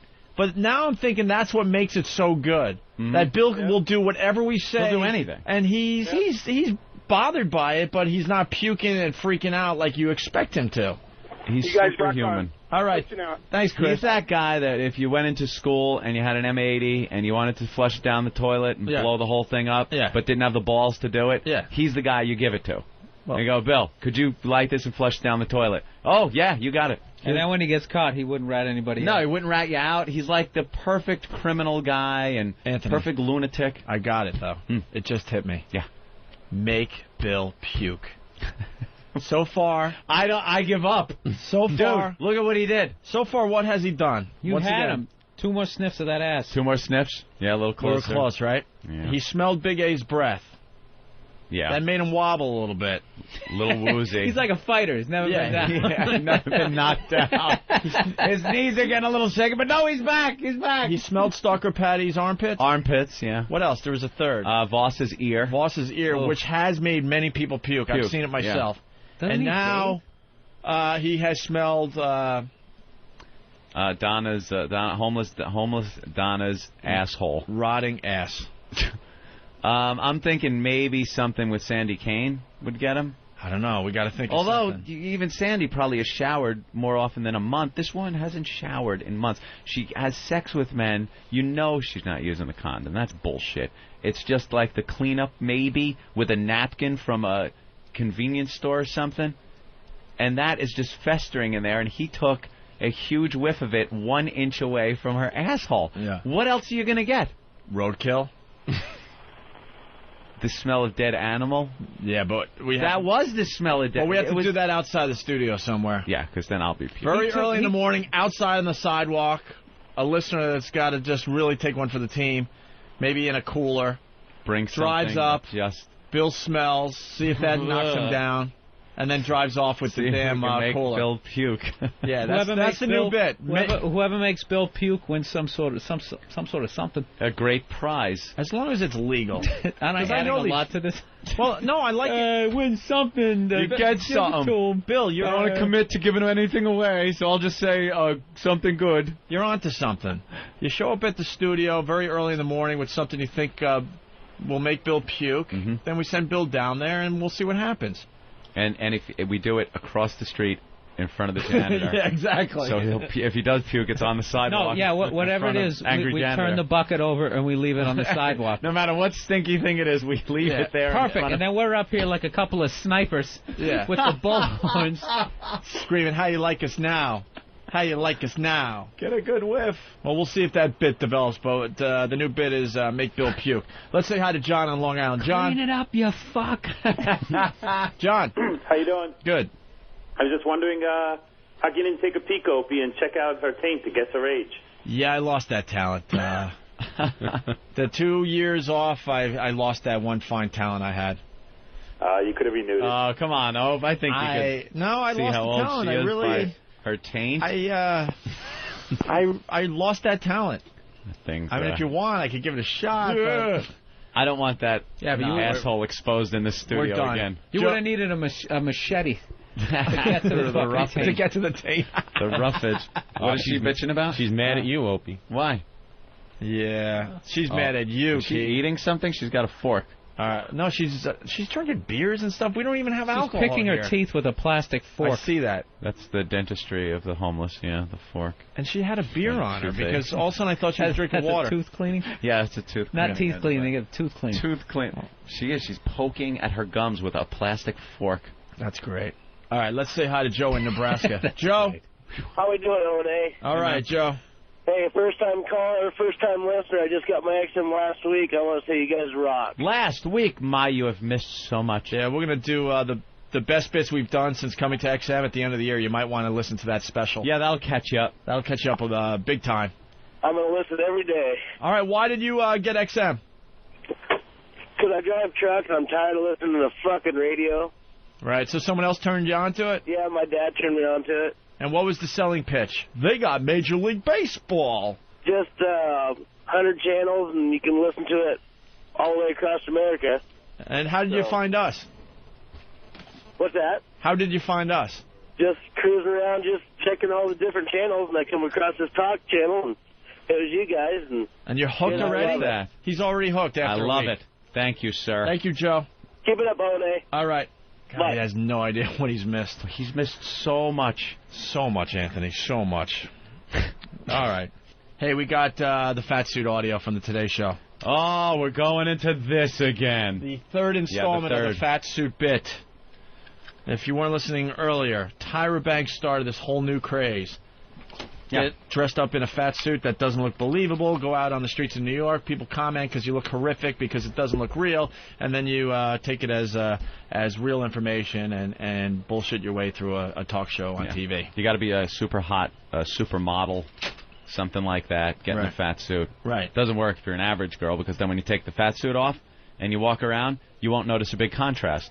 Because like we said earlier, most people are treated like this in New York City. It's just the nature of New York City. So Tyra did it, then E.T. did it, now the Today Show did it this morning. The exact same bit, all within a week. All getting the hot model to get the fat suit on and walk around. So let's listen to some audio here. Rebecca Mader is a Ford model and an actress living in New York City. The 27-year-old beauty who turns heads on the street makes a living, at least in part, from her looks in the pages of magazines and screens big and small. My mom says hi. But how would people react to her? How would her life change if her body were twice as big? I think it's pathetic how in this day and age we still judge people on by how much they weigh. I mean, it's just ridiculous. There's so much more important things to think about. What would it feel like to be a woman weighing nearly 300 pounds? Rebecca decided to take our challenge. All right. We're not laughing at that clip, trust me. This whole Make Bill Puke bit is taking on a life of its own. When does Bill come in here, by the way? Because I don't want people showing up when Bill's not here. He's here every day but Tuesday. Every day but Tuesday, Bill is here. Every day but Tuesday. Every day but every day. Every day but Tuesday. Bruce from Montreal has a great idea. Bruce? Hey, boys, how are you? Hey, pretty good. Good. I would love to hear Bill wash Tippy Tom's underwear by hand. Yeah, remember when Tippy Tom was in here? He's another homeless guy, and he went to take a dump, and for some reason, I guess some of the geniuses on this very program decided videotaping that was a good idea. Yeah. And noticed that his underwear was gray, green, and brown. Yeah. The skid mark in it. It wasn't even a skid mark. It was it was like a tread of a tire. Up the whole thing. It was that wide and thick and just everything in there. And it was disgusting. It was beyond. To even think of having it near you would make you puke. Never mind touching it, having to wash it by hand. He had a studded tire in the crotch of his own snow tire. Disgusting. Wow, that's a great suggestion. We're going to write it down, Bruce. Thank you. Cheers, boys. Bye-bye. All right. That is funny. Holy crap. Okay, so there's the intro to the Today Show fat suit bit. Hot model, getting fat. Yeah, what does she now come to the conclusion of? It's the same bit, isn't it? Well, let's see what happens. Let's go to the next clip here. Previously, we had sent Rebecca to a crowded restaurant for lunch without a reservation. 5 minutes. 5 minutes? Yeah. Yes. Ooh, thank you. You gave us the best seat in the house. But when she returned this time, again, without a reservation... How long for a table for two? About half an hour right now. Really? Maybe 40 minutes. I couldn't stay in there. That was a completely different experience to last week. The guy was really weird and cold and unfriendly and basically said it was like 30 to 40 minutes for a table. I felt really uncomfortable. I felt like everybody was staring at me and that I was completely in the way. Oh, my What is it, the God. exact... Is it the exact same scenario every time you walk into a restaurant? Same day, same minute. Yeah, one day you can walk into a restaurant with no reservations and they'll seat you. That's happened to me. Reservation? No. All right, here, come this way. Other times you walk in and, hey, it's a half hour. It's 40 minutes. This is just life. What is she talking about?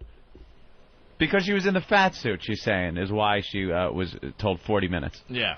How about if the guy turned and said, hey, you fat-ass bitch, leave my restaurant. Then she might have a point. We don't serve your kind We here. don't serve your fat-ass kind. Or the next time she goes into one of these restaurants as that hot model, and they're willing to give her a table right away, go, no, I don't want to. I want to wait.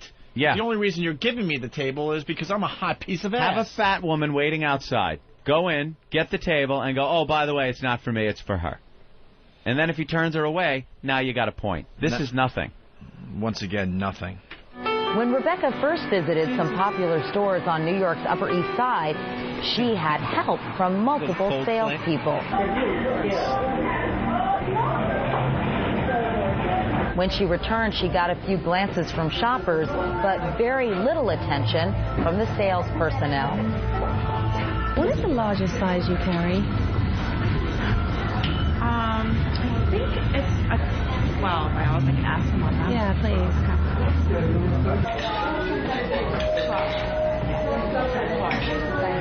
Honestly, I feel like I don't exist sometimes, which is really weird. People are just looking straight through me, like I'm not even there. Yeah, see, as a model, that's what it's like to be a human fucking being.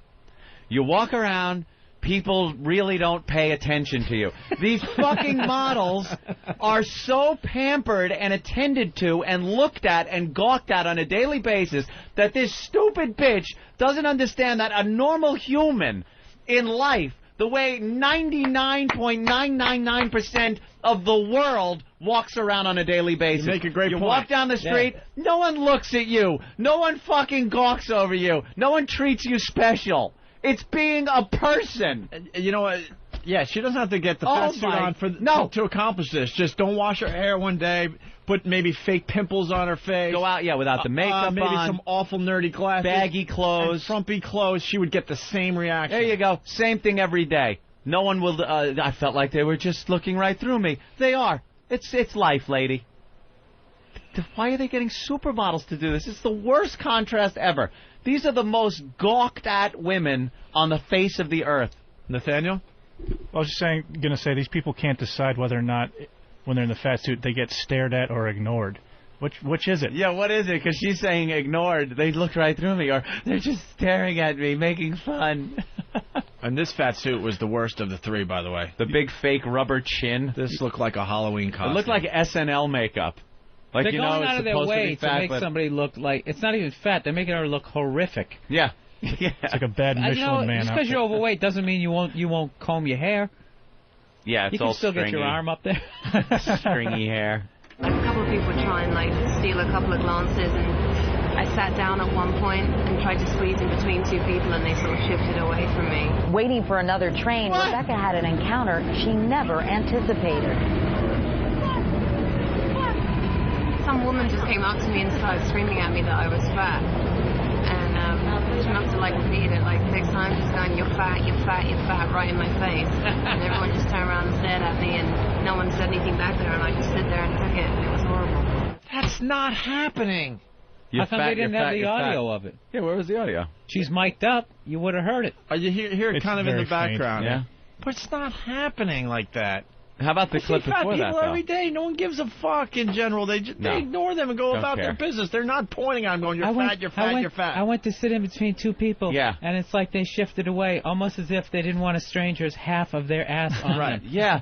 Almost like my big thigh fat is on your thigh, and, the guy shifted away. Almost like they were making room for me to sit down. Yeah. It's nothingness.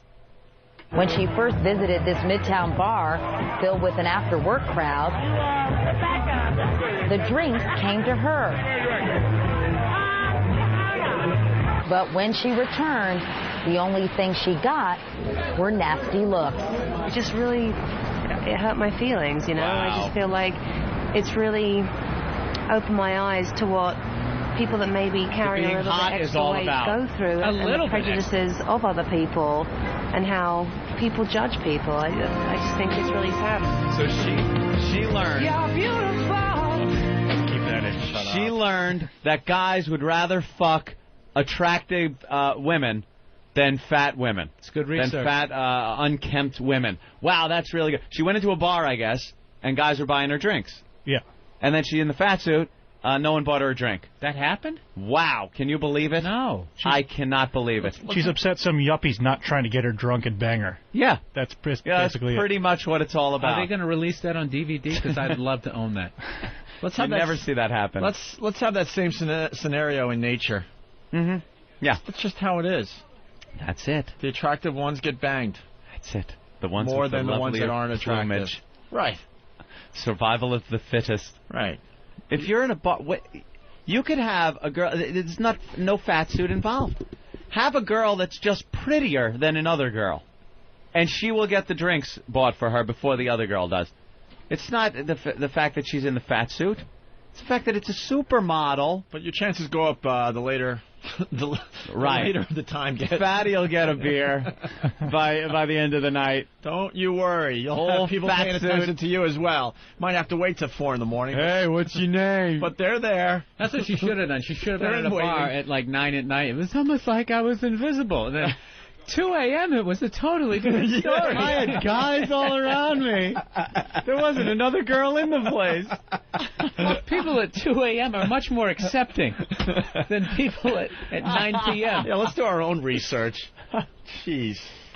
So was this experience a lot different than you expected it to be? Yes, it was. I think my initial expectation was that people would stare at me more and that I wouldn't be able to walk down one city block without people gawking, but it kind of was, in a sense, the opposite, where I found people were trying to steal a glance at my body, but no one was really interested. I think I don't really realize how many people were checking me out before until it was kind of taken away, and I think I felt more invisible. I also felt that I did get some looks of disgust also from people looking at me and pulling faces and looking away, which made me feel very uncomfortable. Sounds like people were trying to figure out whether or not she was in a fat suit, but didn't want to stare and be rude. Uh-huh. Yeah. That sounds fine. Of course. Of course. Where's that audio where people are laughing going, ha ha, look, she's in a fat suit. In a fat suit. You know, it's a great way to gauge how much weight you need to lose. You just go to a bar as soon as it opens, and you what time do people start hitting on you?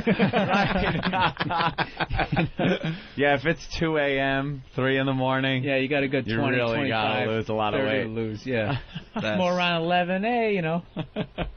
Maybe got that irritating 5, little pooch going. That's really good, Bill.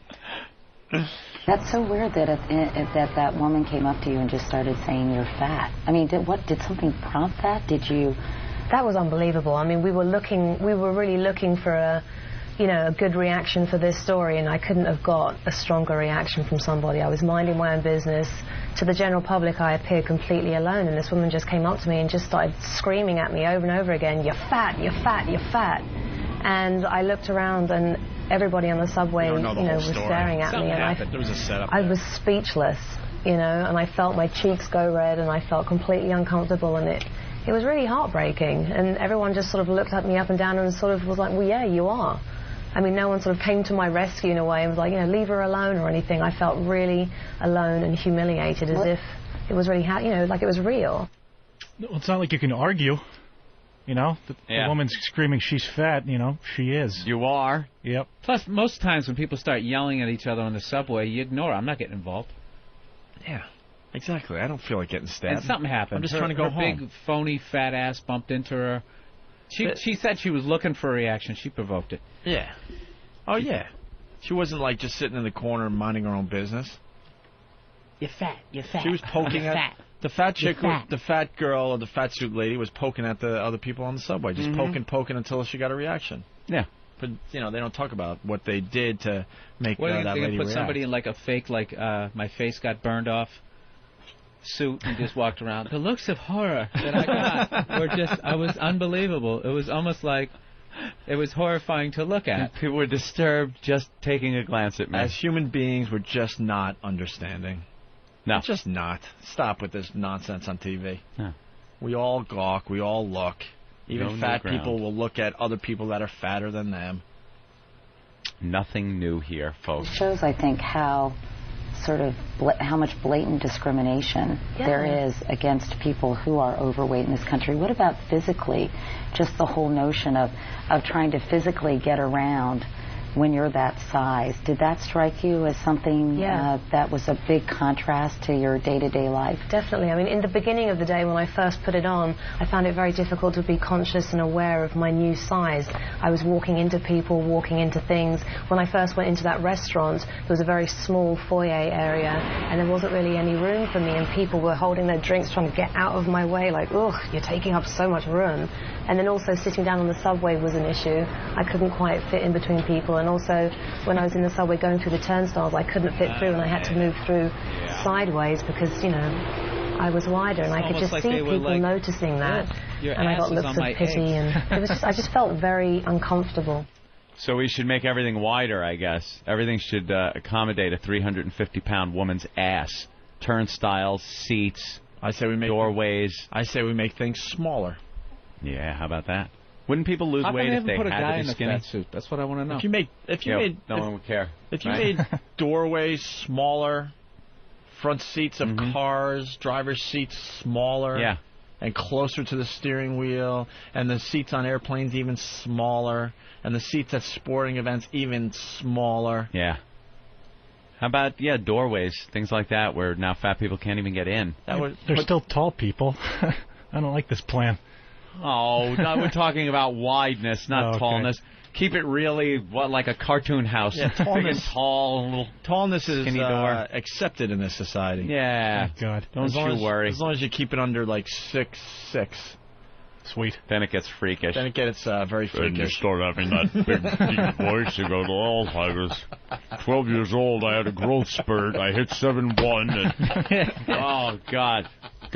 That's not a tall guy. That's like freak show guy. I know that was in the 3rd grade. I was 6'9". I had a pretty ordinary childhood up till I was 8.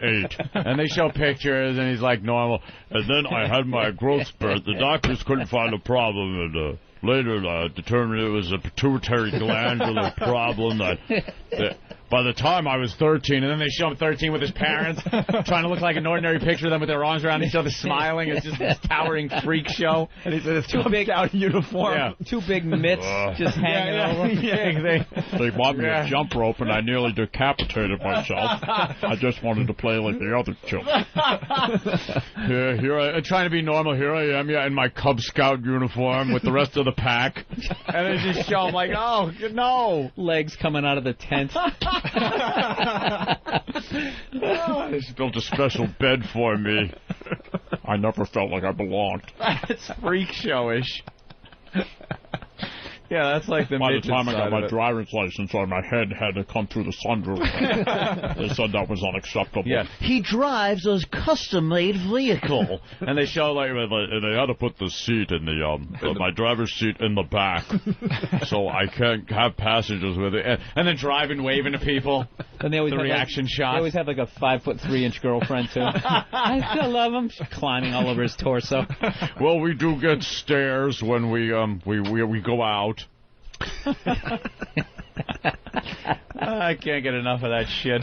God has a sense of humor. He sure does. Yeah, occasionally you got to throw down a freak or two to entertain It looks even everybody. worse when they sit down and it's like their knees go all the way up at a 45 degree. Like their knees bend at like 5'2" and then just because the chair is made for normal people. Oh yeah. Yeah.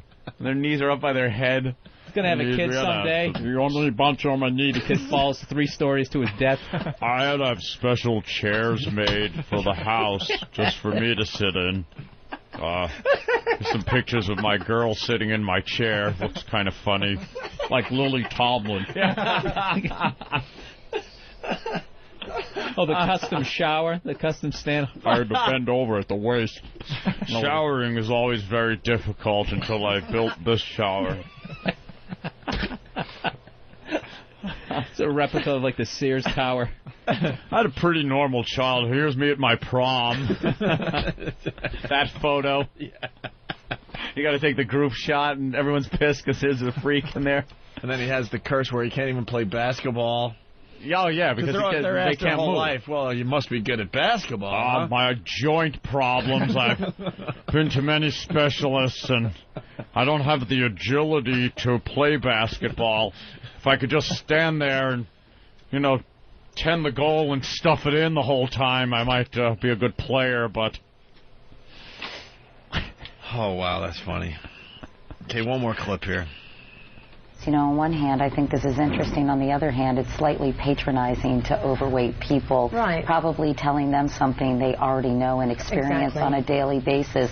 The fact of the matter is, I think more than ever, witness this whole series we're doing on plastic surgery and the lengths that people go to, that our society is becoming so looks oriented. So. I mean, and you go back to being a beautiful model and actress. What do you think? Aren't the two of them part of the problem? Tick, tock. They don't want to hear that sound. Katie Couric, you are delusional. You are on the clock.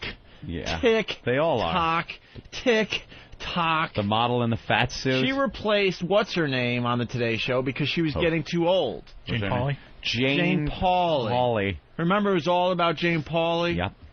Very respected, did a great job at the Today Show, but she got a little too old looking. Old looking, because that's what it is all about, especially in the career that Katie has chosen. And the news is actually one of those showbiz-type, television-oriented careers where they let them get a little older than a lot of other TV Yeah, they let women. them go to, like, 40. Yeah, they let them get into their 40s, and then they dump them out. But old over-the-hill broad, get out. Listen to this again, this part. Lengths that people go to, that our society's becoming so looks-oriented. So... Yeah, and they're looking at you very closely lately. Yep. Tick, tock, tick, tock. They have some young piece of ass in the wings just waiting. Mm-hmm. To take your job. To take your job, because it is all about looks on TV. And how come we're a looks-oriented society, yet you hear on the news every night about the obesity of America? How stupid do we look to the rest of the world if they get clips of those putting people in fat suits? Oh. Well, we talk about... So pompous. We love when the news does a fat story, and then they have, like, stock footage of all these fat people walking down the street. But and just their asses or their bellies, because they can't get a release for their face. So it's just, we'll tell you about a new study that shows how fat this country is becoming. And it's just clips of big guts waiting at a crosswalk. Just a woman like walking down the sidewalk with one of those bizarre, you have to look at it, huge asses with the shelf on the back. And the thighs that are like fucking 3.5 feet wide. They can recognize not even their own ass. It's just that one article of clothing that still fits. But that's me. I wore that every day last week. I was walking down there. That's me. But they never come forward, so you just show fat ass, fat gut. Are they showing my bunt on TV? The fattening of America. Our special report. Waddle, scratching his gut. I love that stock footage.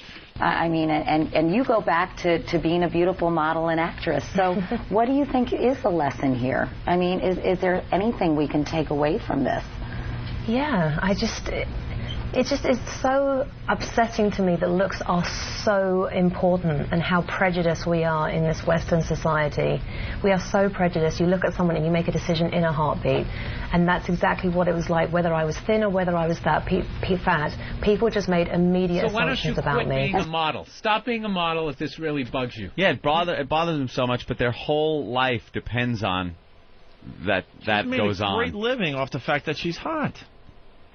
She should just your shove her career depends on this, on this whole double standard thing that you're exposing. It's your whole career.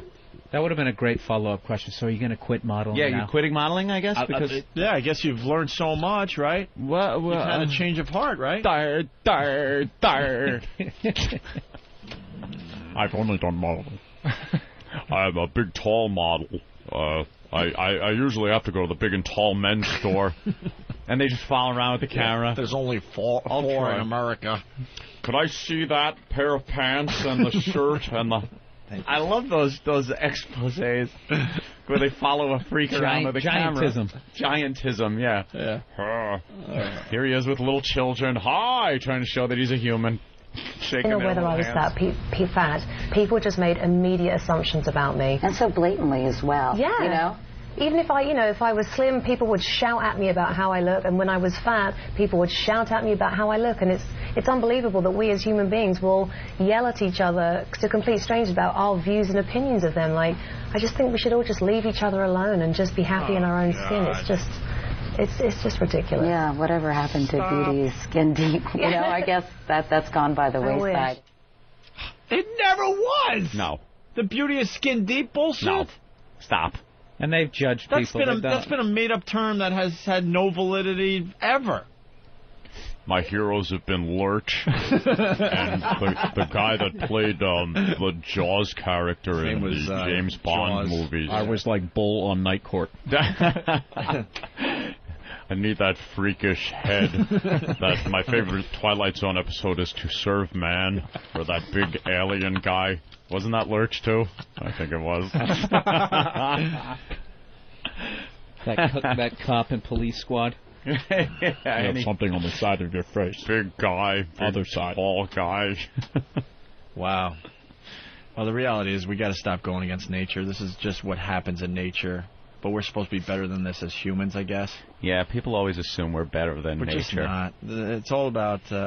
It's what happens in nature. We're not better than nature. We haven't overcome that yet. We haven't reached that point where in a science fiction movie we'd all be in this perfect utopian society. We're not there yet. No. It's we never still gonna look happen at either. No, and it's not. No, you look at animals. The animals, Human they nature. fuck the females. They fuck the strongest male. Yeah, that's it. So It's even the they're strong doing one. it. They got to duke it out, sometimes to the death, before they get to have sex with the female, just because then you know the strongest ones are going. Whoever's the toughest one in the little pride there gets all the ass. There you go. We're attempting to go against nature. We're not going to win that battle in the end. Oh, we You like that. silly gooses. Still make fun. Hey, you guys want to Still say don't hi like to? the different things. Let's say Other hi to lines someone are who's rubbing listening them for out. the first time. Lee in Michigan. Hey. Lee. Hey. Hi, Lee. You found our show today? Yeah. Hold on. I'm on Opie and Anthony. Hold on. Oh. And how did you find us? My hubby, he's a trucker. He listens to you guys all the time, and y'all started being on DirecTV, so. This DirecTV is going to be huge for us. Oh, so now you turn us on DirecTV and get to Yep, listen? and this was the first time I listened to you, just in time for the Donna thing. Oh, you heard the Donna thing. Oh, yeah. That doesn't usually attract many female listeners, that type of material. Did you like it? It was interesting. I haven't eaten yet. Oh, good thing. Very good, very good. Good thing. That's an appetizer. Yes. Well, do you like what you hear so far? Yeah, it was really interesting. I thought he was joking about half of those stories, but then I heard it and I'm like, oh, my God. Yeah, no, it's, boy, you've missed so much. Yeah. Yeah, that's what I understand. I have to get you up to speed. We're going to be doing a huge end-of-the-year special. It's going to be the best bit since coming to satellite radio. It's going to be, I think, the last 2 weeks of the year. On the weekends, we're going to run it twice, and I think you should listen to that. Okay, well, I guess I will then. Are you a stay-at-home mom kind of thing or something? Well, I'm a stay-at-home wife, not a mom? With our exes. You just hang out? Oh, you just hang out? Do you ever go on the road with your trucker husband? I've done that a few times, yeah. Not Does he for bang very in long, the back of that cab there? Yeah, it's interesting. Yeah. How many rest areas have you gotten tagged in? A couple. You sound really hot. Oh, well, thanks. How much you weigh? I don't know.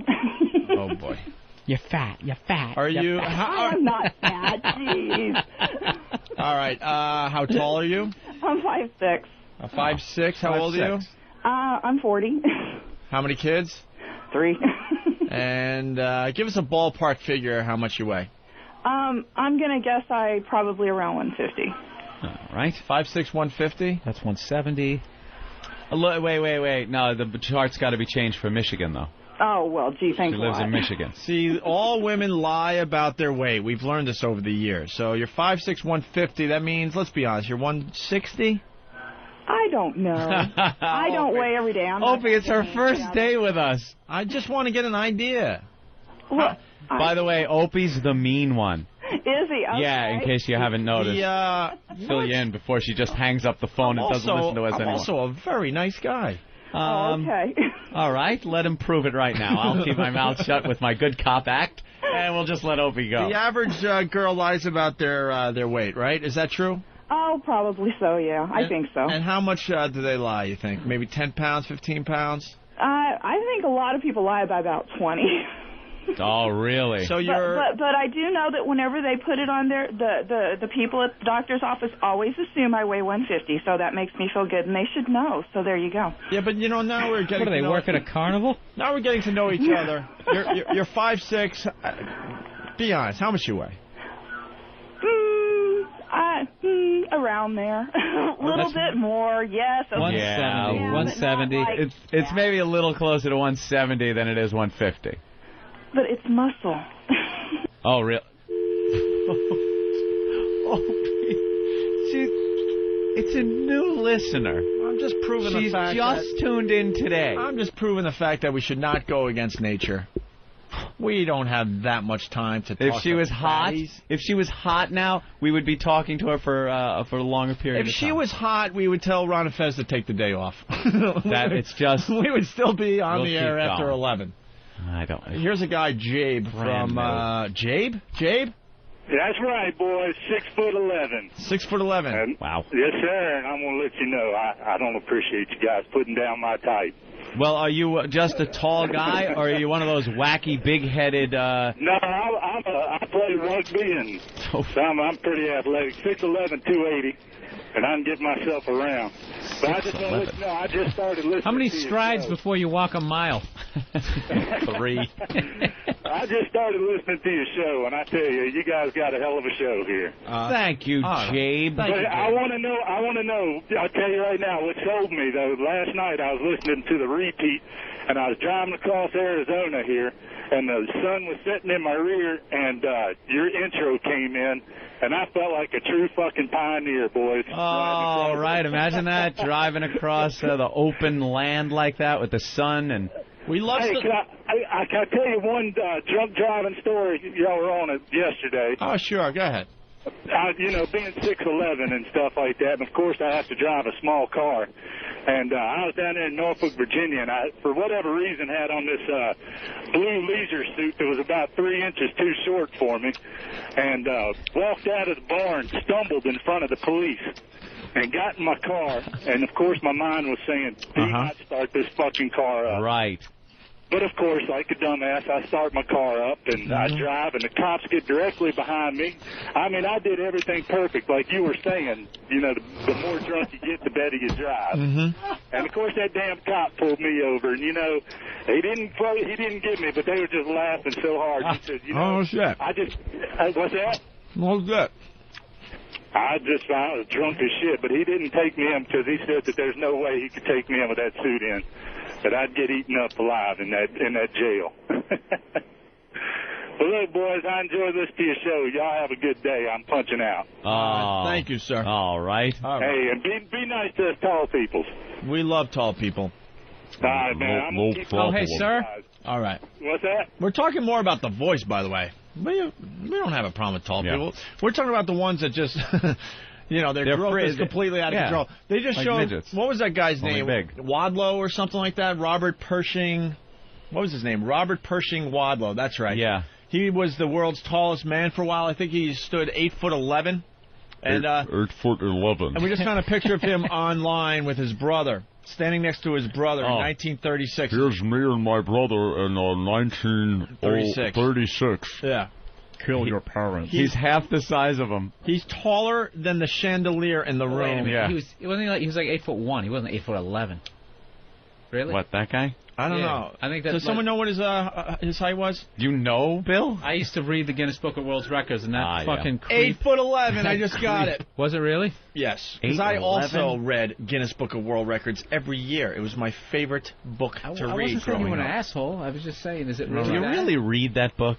Well, you look at the pictures. You just kind of peruse it. Even the Guinness Book of World Records copped out recently. They're now PC.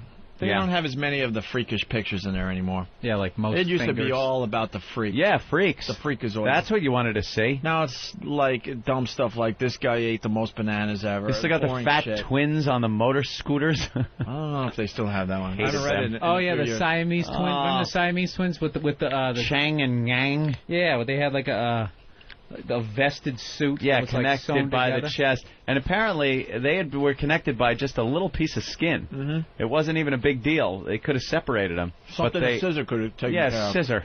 And they would make their clothes to make it look like they were connected by a lot more to sell the freak show. Mm-hmm. Kind of thing. They weren't that bad. Not like those two sisters connected at the head. What was that on? Was that on Maury? My favorite Siamese twins. You want to be a country singer, don't you? They've been all over the talk show circuit. Yeah, they've done everything. The one lives her life on a gurney because she can't really walk. The position they ended up in, one's got to be on a gurney that's rolled around, and the other one can walk. Because they're connected by the head, but in a weird, twisted way. Like one girl's eye is stuck in between where the heads are connected. So there's like this fish eye kind of hanging out there. They dye their hair different color because they want to be individual, but they share one like head of hair. They're connected by the head, and they've never seen each other in the eye. No. Amazing. And one of them wanted to be Those a country arguments singer. must be hilarious. They're both staring at a different point on the wall. I want to go this way. They argue about, I want to go this way. One loves to shop, and one wants to be a country western singer. We put one in a fat suit to see how they were treated. So the one does country western gigs, and the other sister has to go along for the ride. Has to sit there on the stage. And has to sit there on the stage while the other one is trying to get this career going. Meow, meow, meow, meow. You guys have a lot of trucker fans. I've realized that. Bill. I heard you guys. I was driving across Georgia. We got to give mad That's respect right. to the truckers. They're keeping the satellite radio thing going big time. It has grown to this point because of the truckers out there, and we acknowledge that. And now everyone else coming on board. But the truckers were onto the satellite radio years ago. You ever do the long-distance drive across country? Yes, I did. Pain in the ass without satellite. Did it in 3 days. Really? Yeah. That's nice. With a friend, I guess, on and off? Alone? Yeah. You fleeing? What were you doing? You got a gig, right? Had to be there? No, Ready to fly? I was moving from L.A. back to New York. Oh. And it's just like I'd done all the gigs in between, so I'd seen the country. So there was really no reason to see it again. Yeah, so I just kind of flew through it. And it's a pain in the ass. 90 the whole way, and I didn't get pulled over and got a ticket going across the George Washington Bridge. Almost made it. Little irony there. That's a pain in the ass, though. You're always trying to change the station, and then right when a good song comes on or something you want to hear, that's when the station starts petering out on you. These truckers know. Satellite? Sorry. Bam. Same thing. You can listen to O&A the whole way across. Okay. He's going to town with that cereal over there. My blood sugar started dropping. I just got to get some food in me. Is that what the smell of homeless ass does to your body? We're about ready to give away the first pair of concert tickets since coming to XM Satellite Radio. Over a year later, and we're finally giving away our first pair of concert tickets. I love this. Who doesn't love Jägermeister and Disturbed and Corrosion of Conformity? Going to give you all three. Jägermeister Music Tour featuring Disturbed with special guest Corrosion of Conformity. And it's an opportunity to win custom tour prizes from Schecter, Coffin Case, and Peavey. Get tickets now at Ticketmaster outlets or online at Ticketmaster.com. Or you could just go to the website. It's JägermeisterMusicTour.com. Figure out how to spell Jägermeister, people. JägermeisterMusicTour.com. Or go to Disturbed1.com. And that's the number one, not spelling one. Disturbed1.com. Brought to you by Jägermeister Liqueur. 35% alcohol by volume. How about that? And you got to be at least 21 to receive prizes. Prizes where permitted by law. And then if you're in the Cleveland area and want to see Disturbed at the House of Blues tonight, call in to win a pair of VIP tickets and meet Disturbed. That's right now? Is that what we're doing right now? It's a call-in contest? Yeah, but you got to be in the Cleveland area. Only people in the Cleveland area. I guess they're going to ask you some kind of Cleveland question, maybe. We'll figure it out. Have you ever been to the House of Blues? No. You must be from Cleveland. Who the hell would go there? See, that's the whole thing. You ever been to the... You don't get it? You ever been to the Empire State Building, Opie? Top? Statue of Liberty? I think it would have made sense if you said Rock and Roll Hall of Fame. Oh, what did I say? House of Blues. Awful. See, because it's House of Blues. All right, hold on. That's for getting it wrong. House of Blues instead of Hall of Fame. Hold on. That's for sucking in the first place now. This is for explaining it like I said the right thing but said the wrong thing. And that's just because I'm a fucking asshole. That was a chips accident. Oh, God, did I fuck that up so bad. I wish it was me that was eating the cereal and you that was reading this. Well, I was in the words. Well, thank God you picked up on it. I was a little scared, to be honest with you. I was scared. Like Jimmy Norton, I was a little scared. I didn't think I could get through that. Because I said House of Blues. There were a lot of big words in that one. I didn't know I could. I didn't think I could handle it. Roll Hall of Fame. But no one's gonna remember it because you came up with the new character, the giant voice guy, who apparently I'm getting crucified because it sounds too much like Imus. And I'm like, okay, Anthony, it sounds like Imus. Yeah, because it's me doing both, and it's a deep voice. I'm trying to get more of a hollow feel to the big tall guy instead of the I'm at.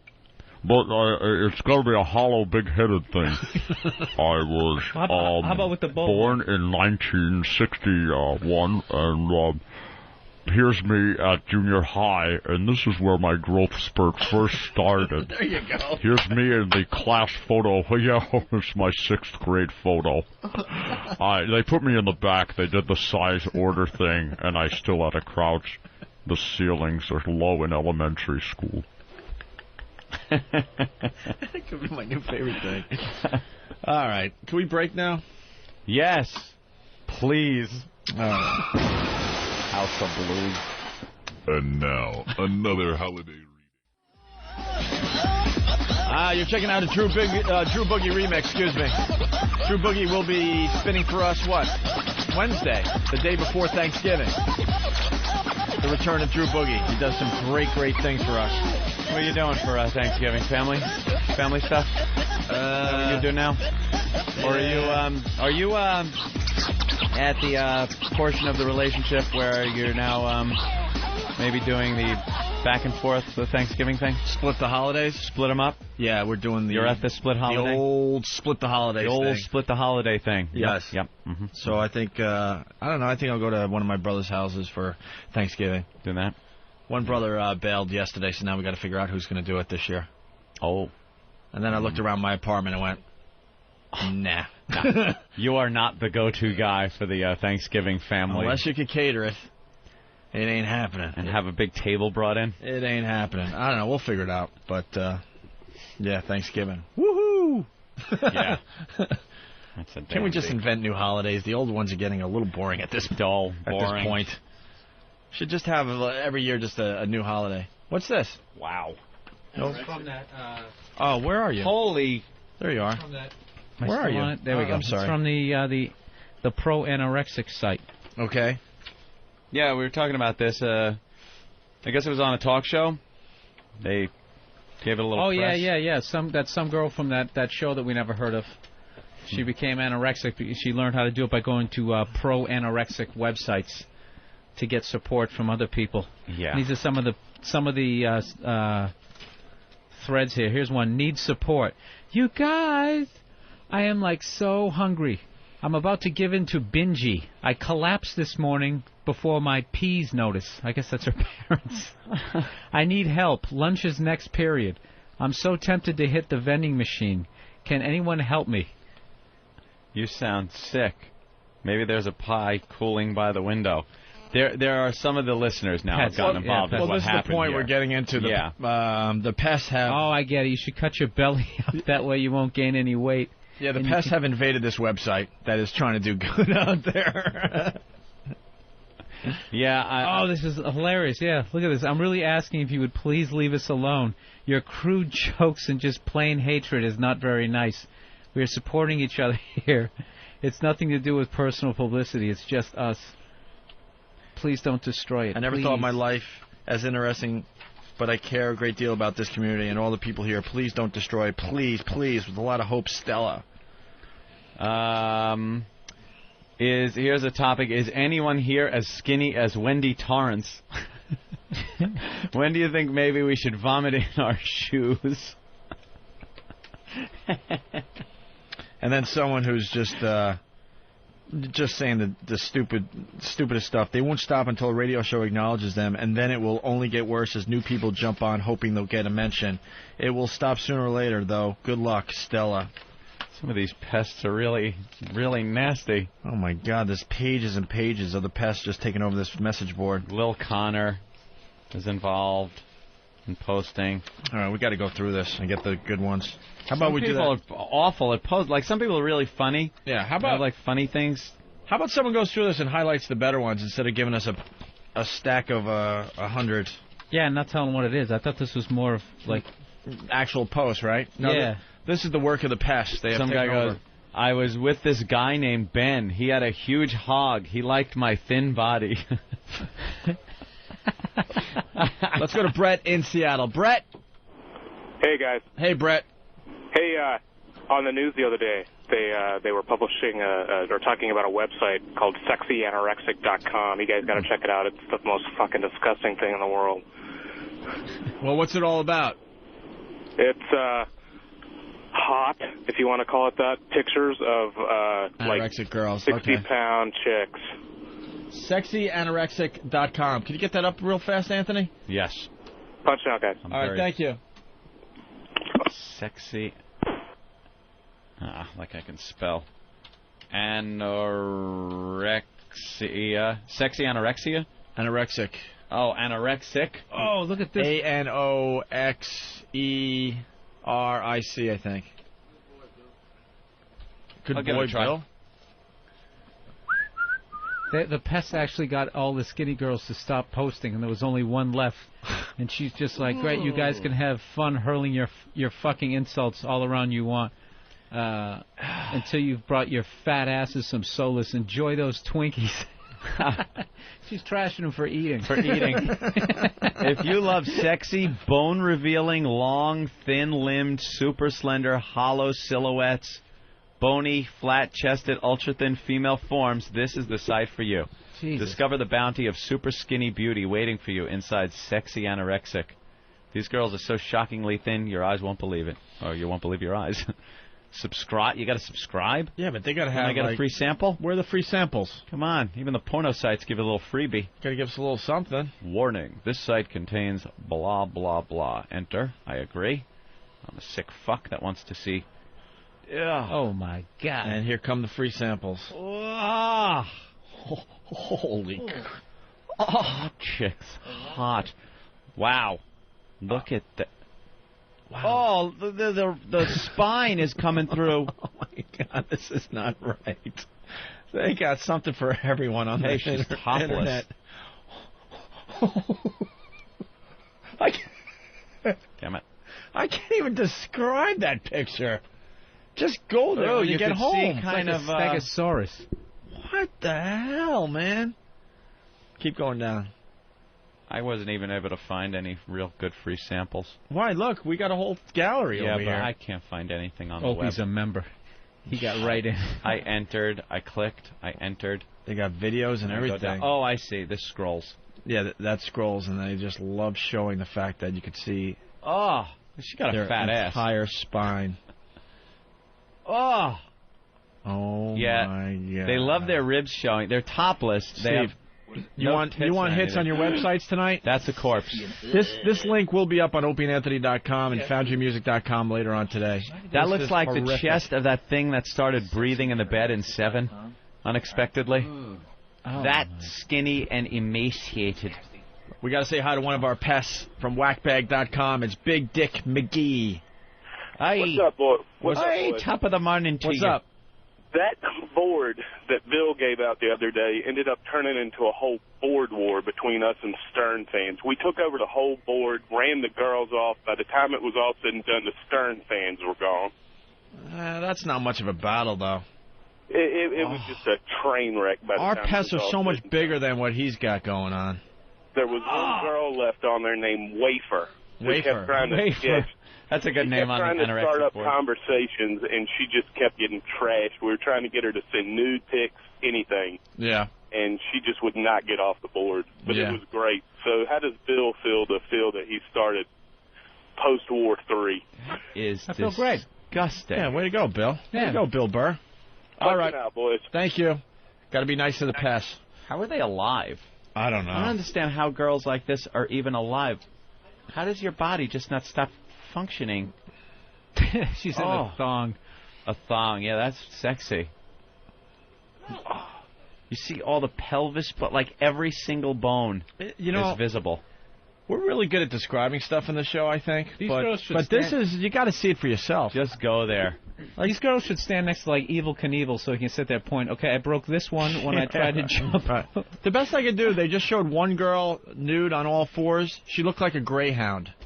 Yeah, very good, a greyhound. That's the look. Tell me that doesn't look like a greyhound. Seriously, one of those starving greyhounds. Yeah, the abused one that you the adopt. abused ones at the track. Right. It looks like a greyhound. Not even a well-fed greyhound, which look like. Someone find that picture and Photoshop it later on Wack-bag.com.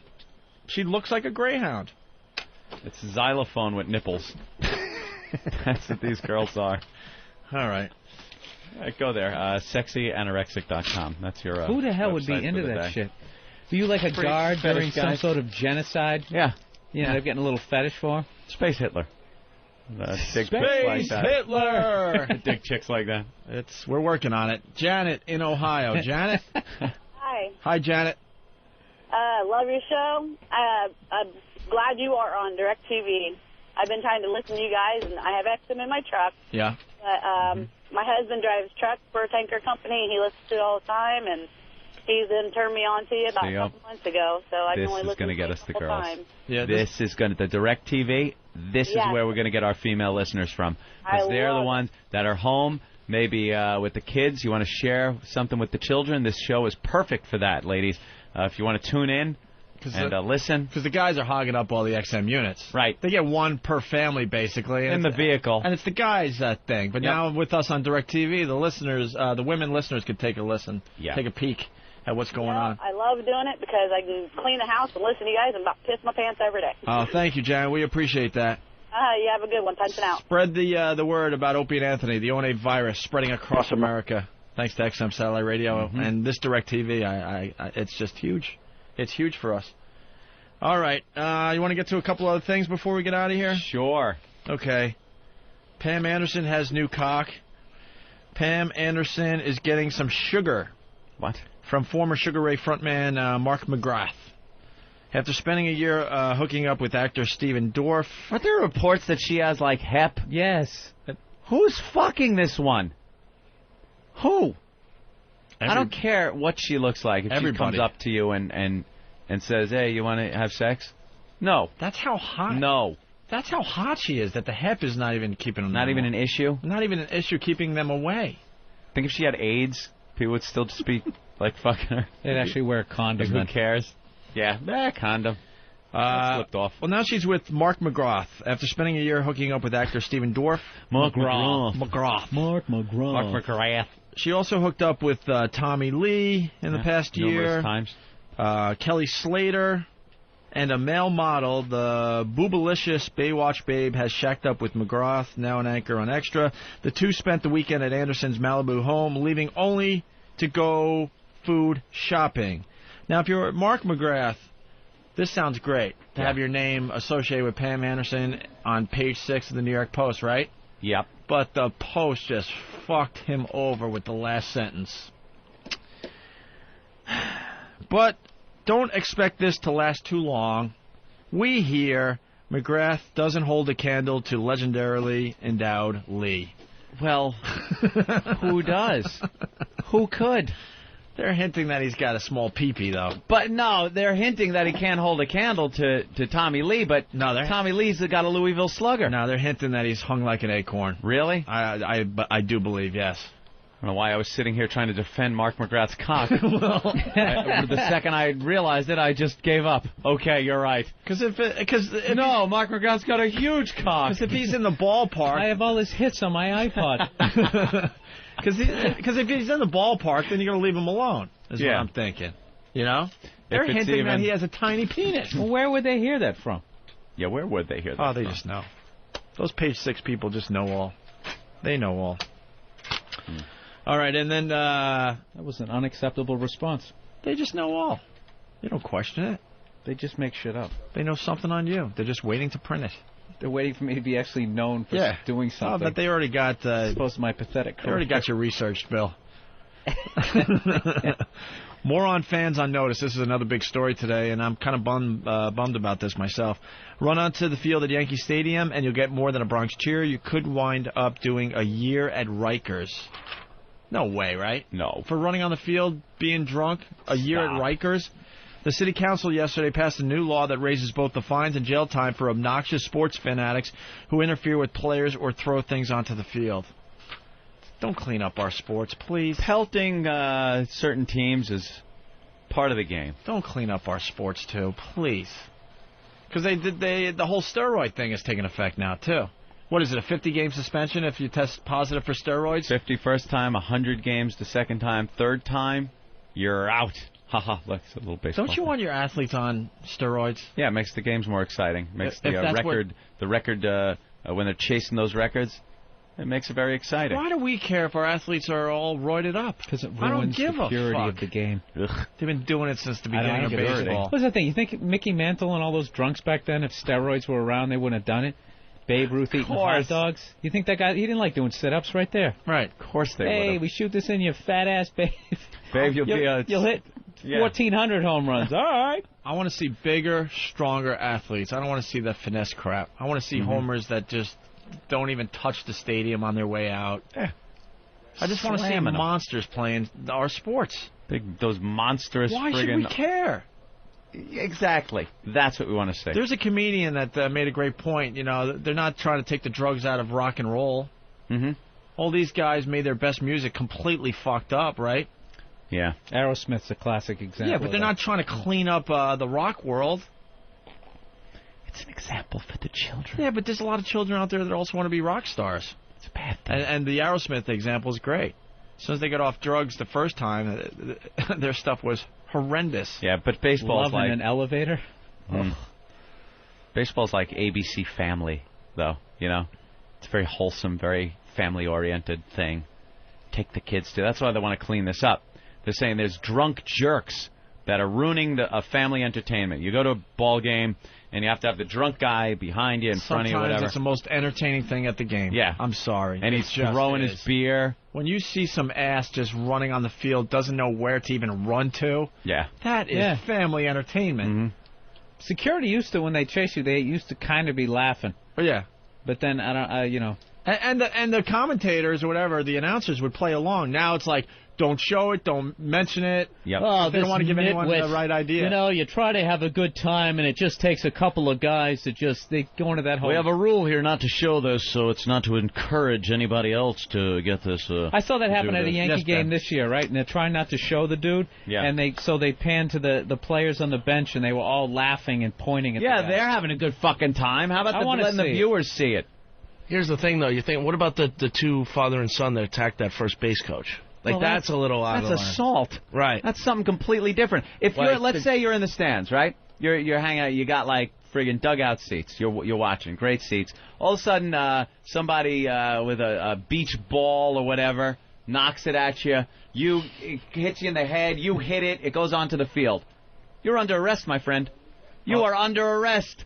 Like the Brett Favre thing. I mean, that was funny. The guy that took the ball from Brett Favre. That was funny. You need to keep that in sports. And I would just start a new law that's called All Bets Are Off. So it's all bets are off. Are you sponsoring this bill? Yeah, all bets are off. All bets are off. So as a drunk fan, if you hit the field, all bets are off. They're allowed to do whatever the hell they want to. What, like pummel you, beat the shit out of you, whatever? Fuck yeah. I don't know. Make it fair for everybody. Yeah, like I thought Sheffield should have been able to just blast that guy right in the face. That guy up in Boston. Yeah. That took a swipe at him. Of course. Yeah. Should have drilled him and then thrown the ball in the infield and just leave that guy unconscious in his seat and just continue on with the game. But this is all going away. I used to love growing up seeing like the hockey team go into the stands and just start beating the shit out of the fans. Yeah. What's the legendary? Milbury, Mike right? Milbury, yeah. Now the GM of the Islanders. His fight is just... I want to see more of that. You know the story, right? That away. He just climbs over the glass and just goes after fans. Yeah, I've seen that clip. It's an amazing clip. Mm-hmm. Somebody took somebody's stick on the Bruins and hit him with it. Yep. And then two of the Bruins went up in there, and Milbury, I guess, was already in the dressing room and ran out.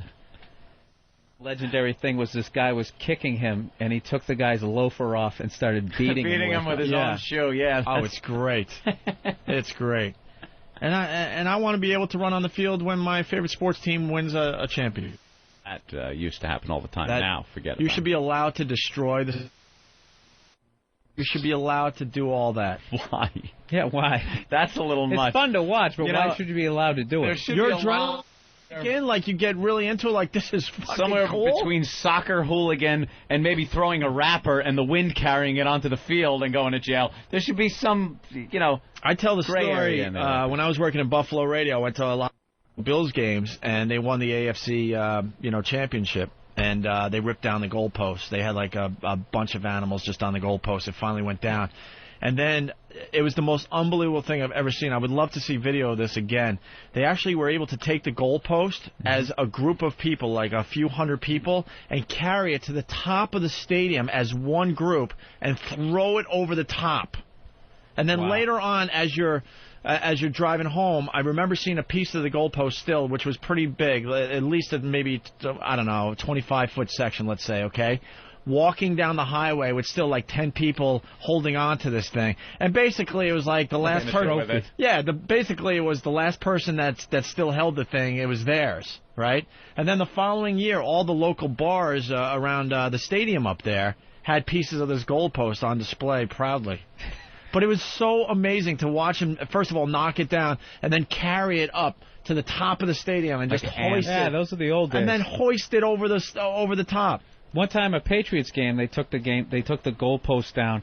They carried it out of the stadium, a bunch of drunks, and they hit a high wire and they got electrocuted. Well, that's the all bets are off part. An electrical wire. High wire. Oh, is that fantastic? Yeah, there was psychos up. They actually banned Wow. Monday Night Football from New England for like 20 years. We couldn't have any games because we were such maniacs. Yeah, well, I love it. With this new thing, fans who throw stuff on the field or court could be convicted of a Class A misdemeanor with a maximum of $1,000 in criminal fines or 1 year in jail. They could also get hit with $25,000 in civil fines. The law would cover all sports facilities that house more than 5,000 fans, Yankee and Shea Stadiums, Madison Square Garden, and the U.S. Open Tennis Center in Flushing Meadows. That means they can finally arrest Spike Lee, I guess. Oh, right. He's always running You could go to a court. game, get a little out of control, and potentially end up getting raped in Rikers Island later on. Yeah. There you go. Just because you had one too many beers. It's not fair. If that was a movie, I wouldn't believe it.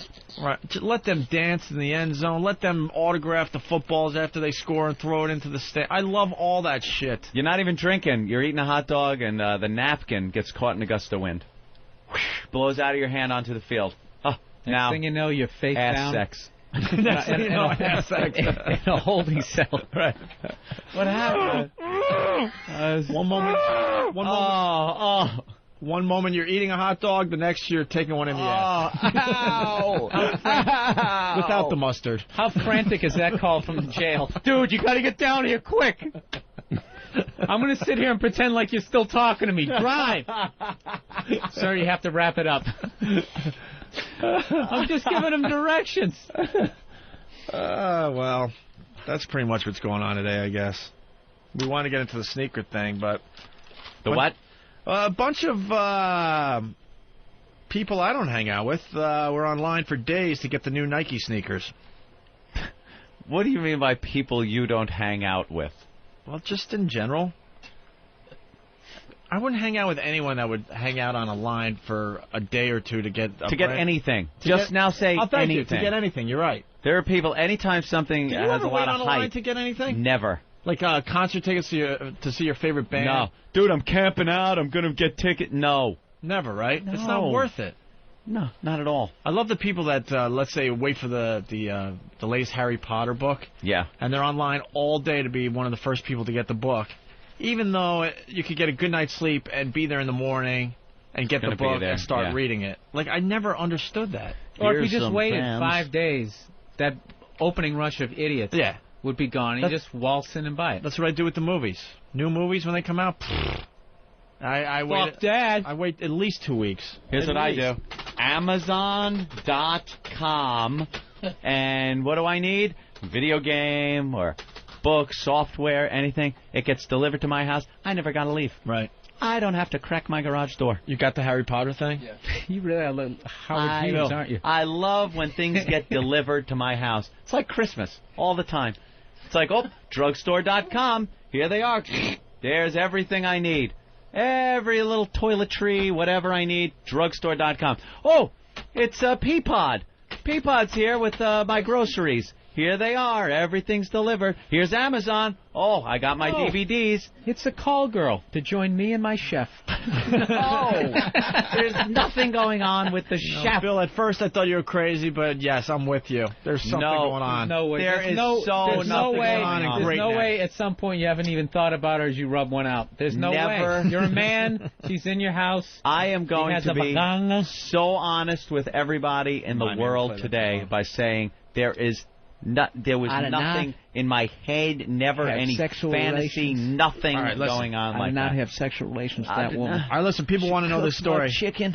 Let me just pop this story out real fast. Foot race to buy valuable Nikes. They were waiting online for Nikes. Some 200 sneakerheads.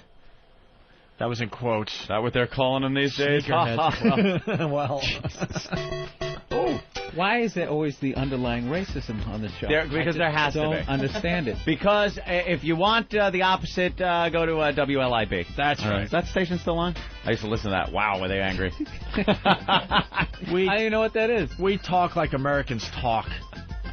What? You know, it's because you're appealing to your trucker audience. That's right. What you're doing? Because they keep this satellite radio thing alive. All right, we'll say it. It was all black people online. No, there's some... all African American. There were some chinky chews, too. What? Some... What? What did you say there? What? Hawk, say it into a mic. I said it was like Pokemon, Chinky Chew. Some 200 sneakerheads hooked it over to Midtown for last night's release of some limited edition Nikes. Design student Dominique Thomas, 21 of Colorado, who showed up Monday so he could be first online, plunked down $130 for a pair of brown This Day in History Dunks. That's the name of the sneaker. This was totally worth the wait, especially being in New York, he said. It's the shoe capital of the U.S. But not all were buying shoes for their own feet. It's basically like a job, said Chris Gomez, 23 of the Bronx, who once reaped $2,000 by selling a pair of LeBron James edition shoes online. Gomez. He sells them online? Yeah. Buys them and then sells them online? I guess it was a limited edition sneaker, so it was a big deal. So people, limited edition! So people went in there to buy them, and then they're going to turn around and sell them. I don't think they'll ever wear them. Mm-hmm. Can't wear these type of sneakers, because as soon as you scuff them up, they're useless. Everything, worthless, everything limited edition now I've goes never on seen eBay. somebody... one of those MTV cribs. Yeah. Took his brand new sneakers out of the box and licked the sole, trying to show that they never wore them. Never wear them. You think maybe somebody tried them out in the store? Bill, around? Perhaps. Ray's trying to help you out. Ray, Virginia, go. Hey, I'm waiting online to get Bill Burr tickets to the D.C. Improv in March. Hurry. All right, and Bill's going to be Rascals, Montclair, New Jersey, Thanksgiving weekend. Yes. I got it in. Thank you. Gotcha.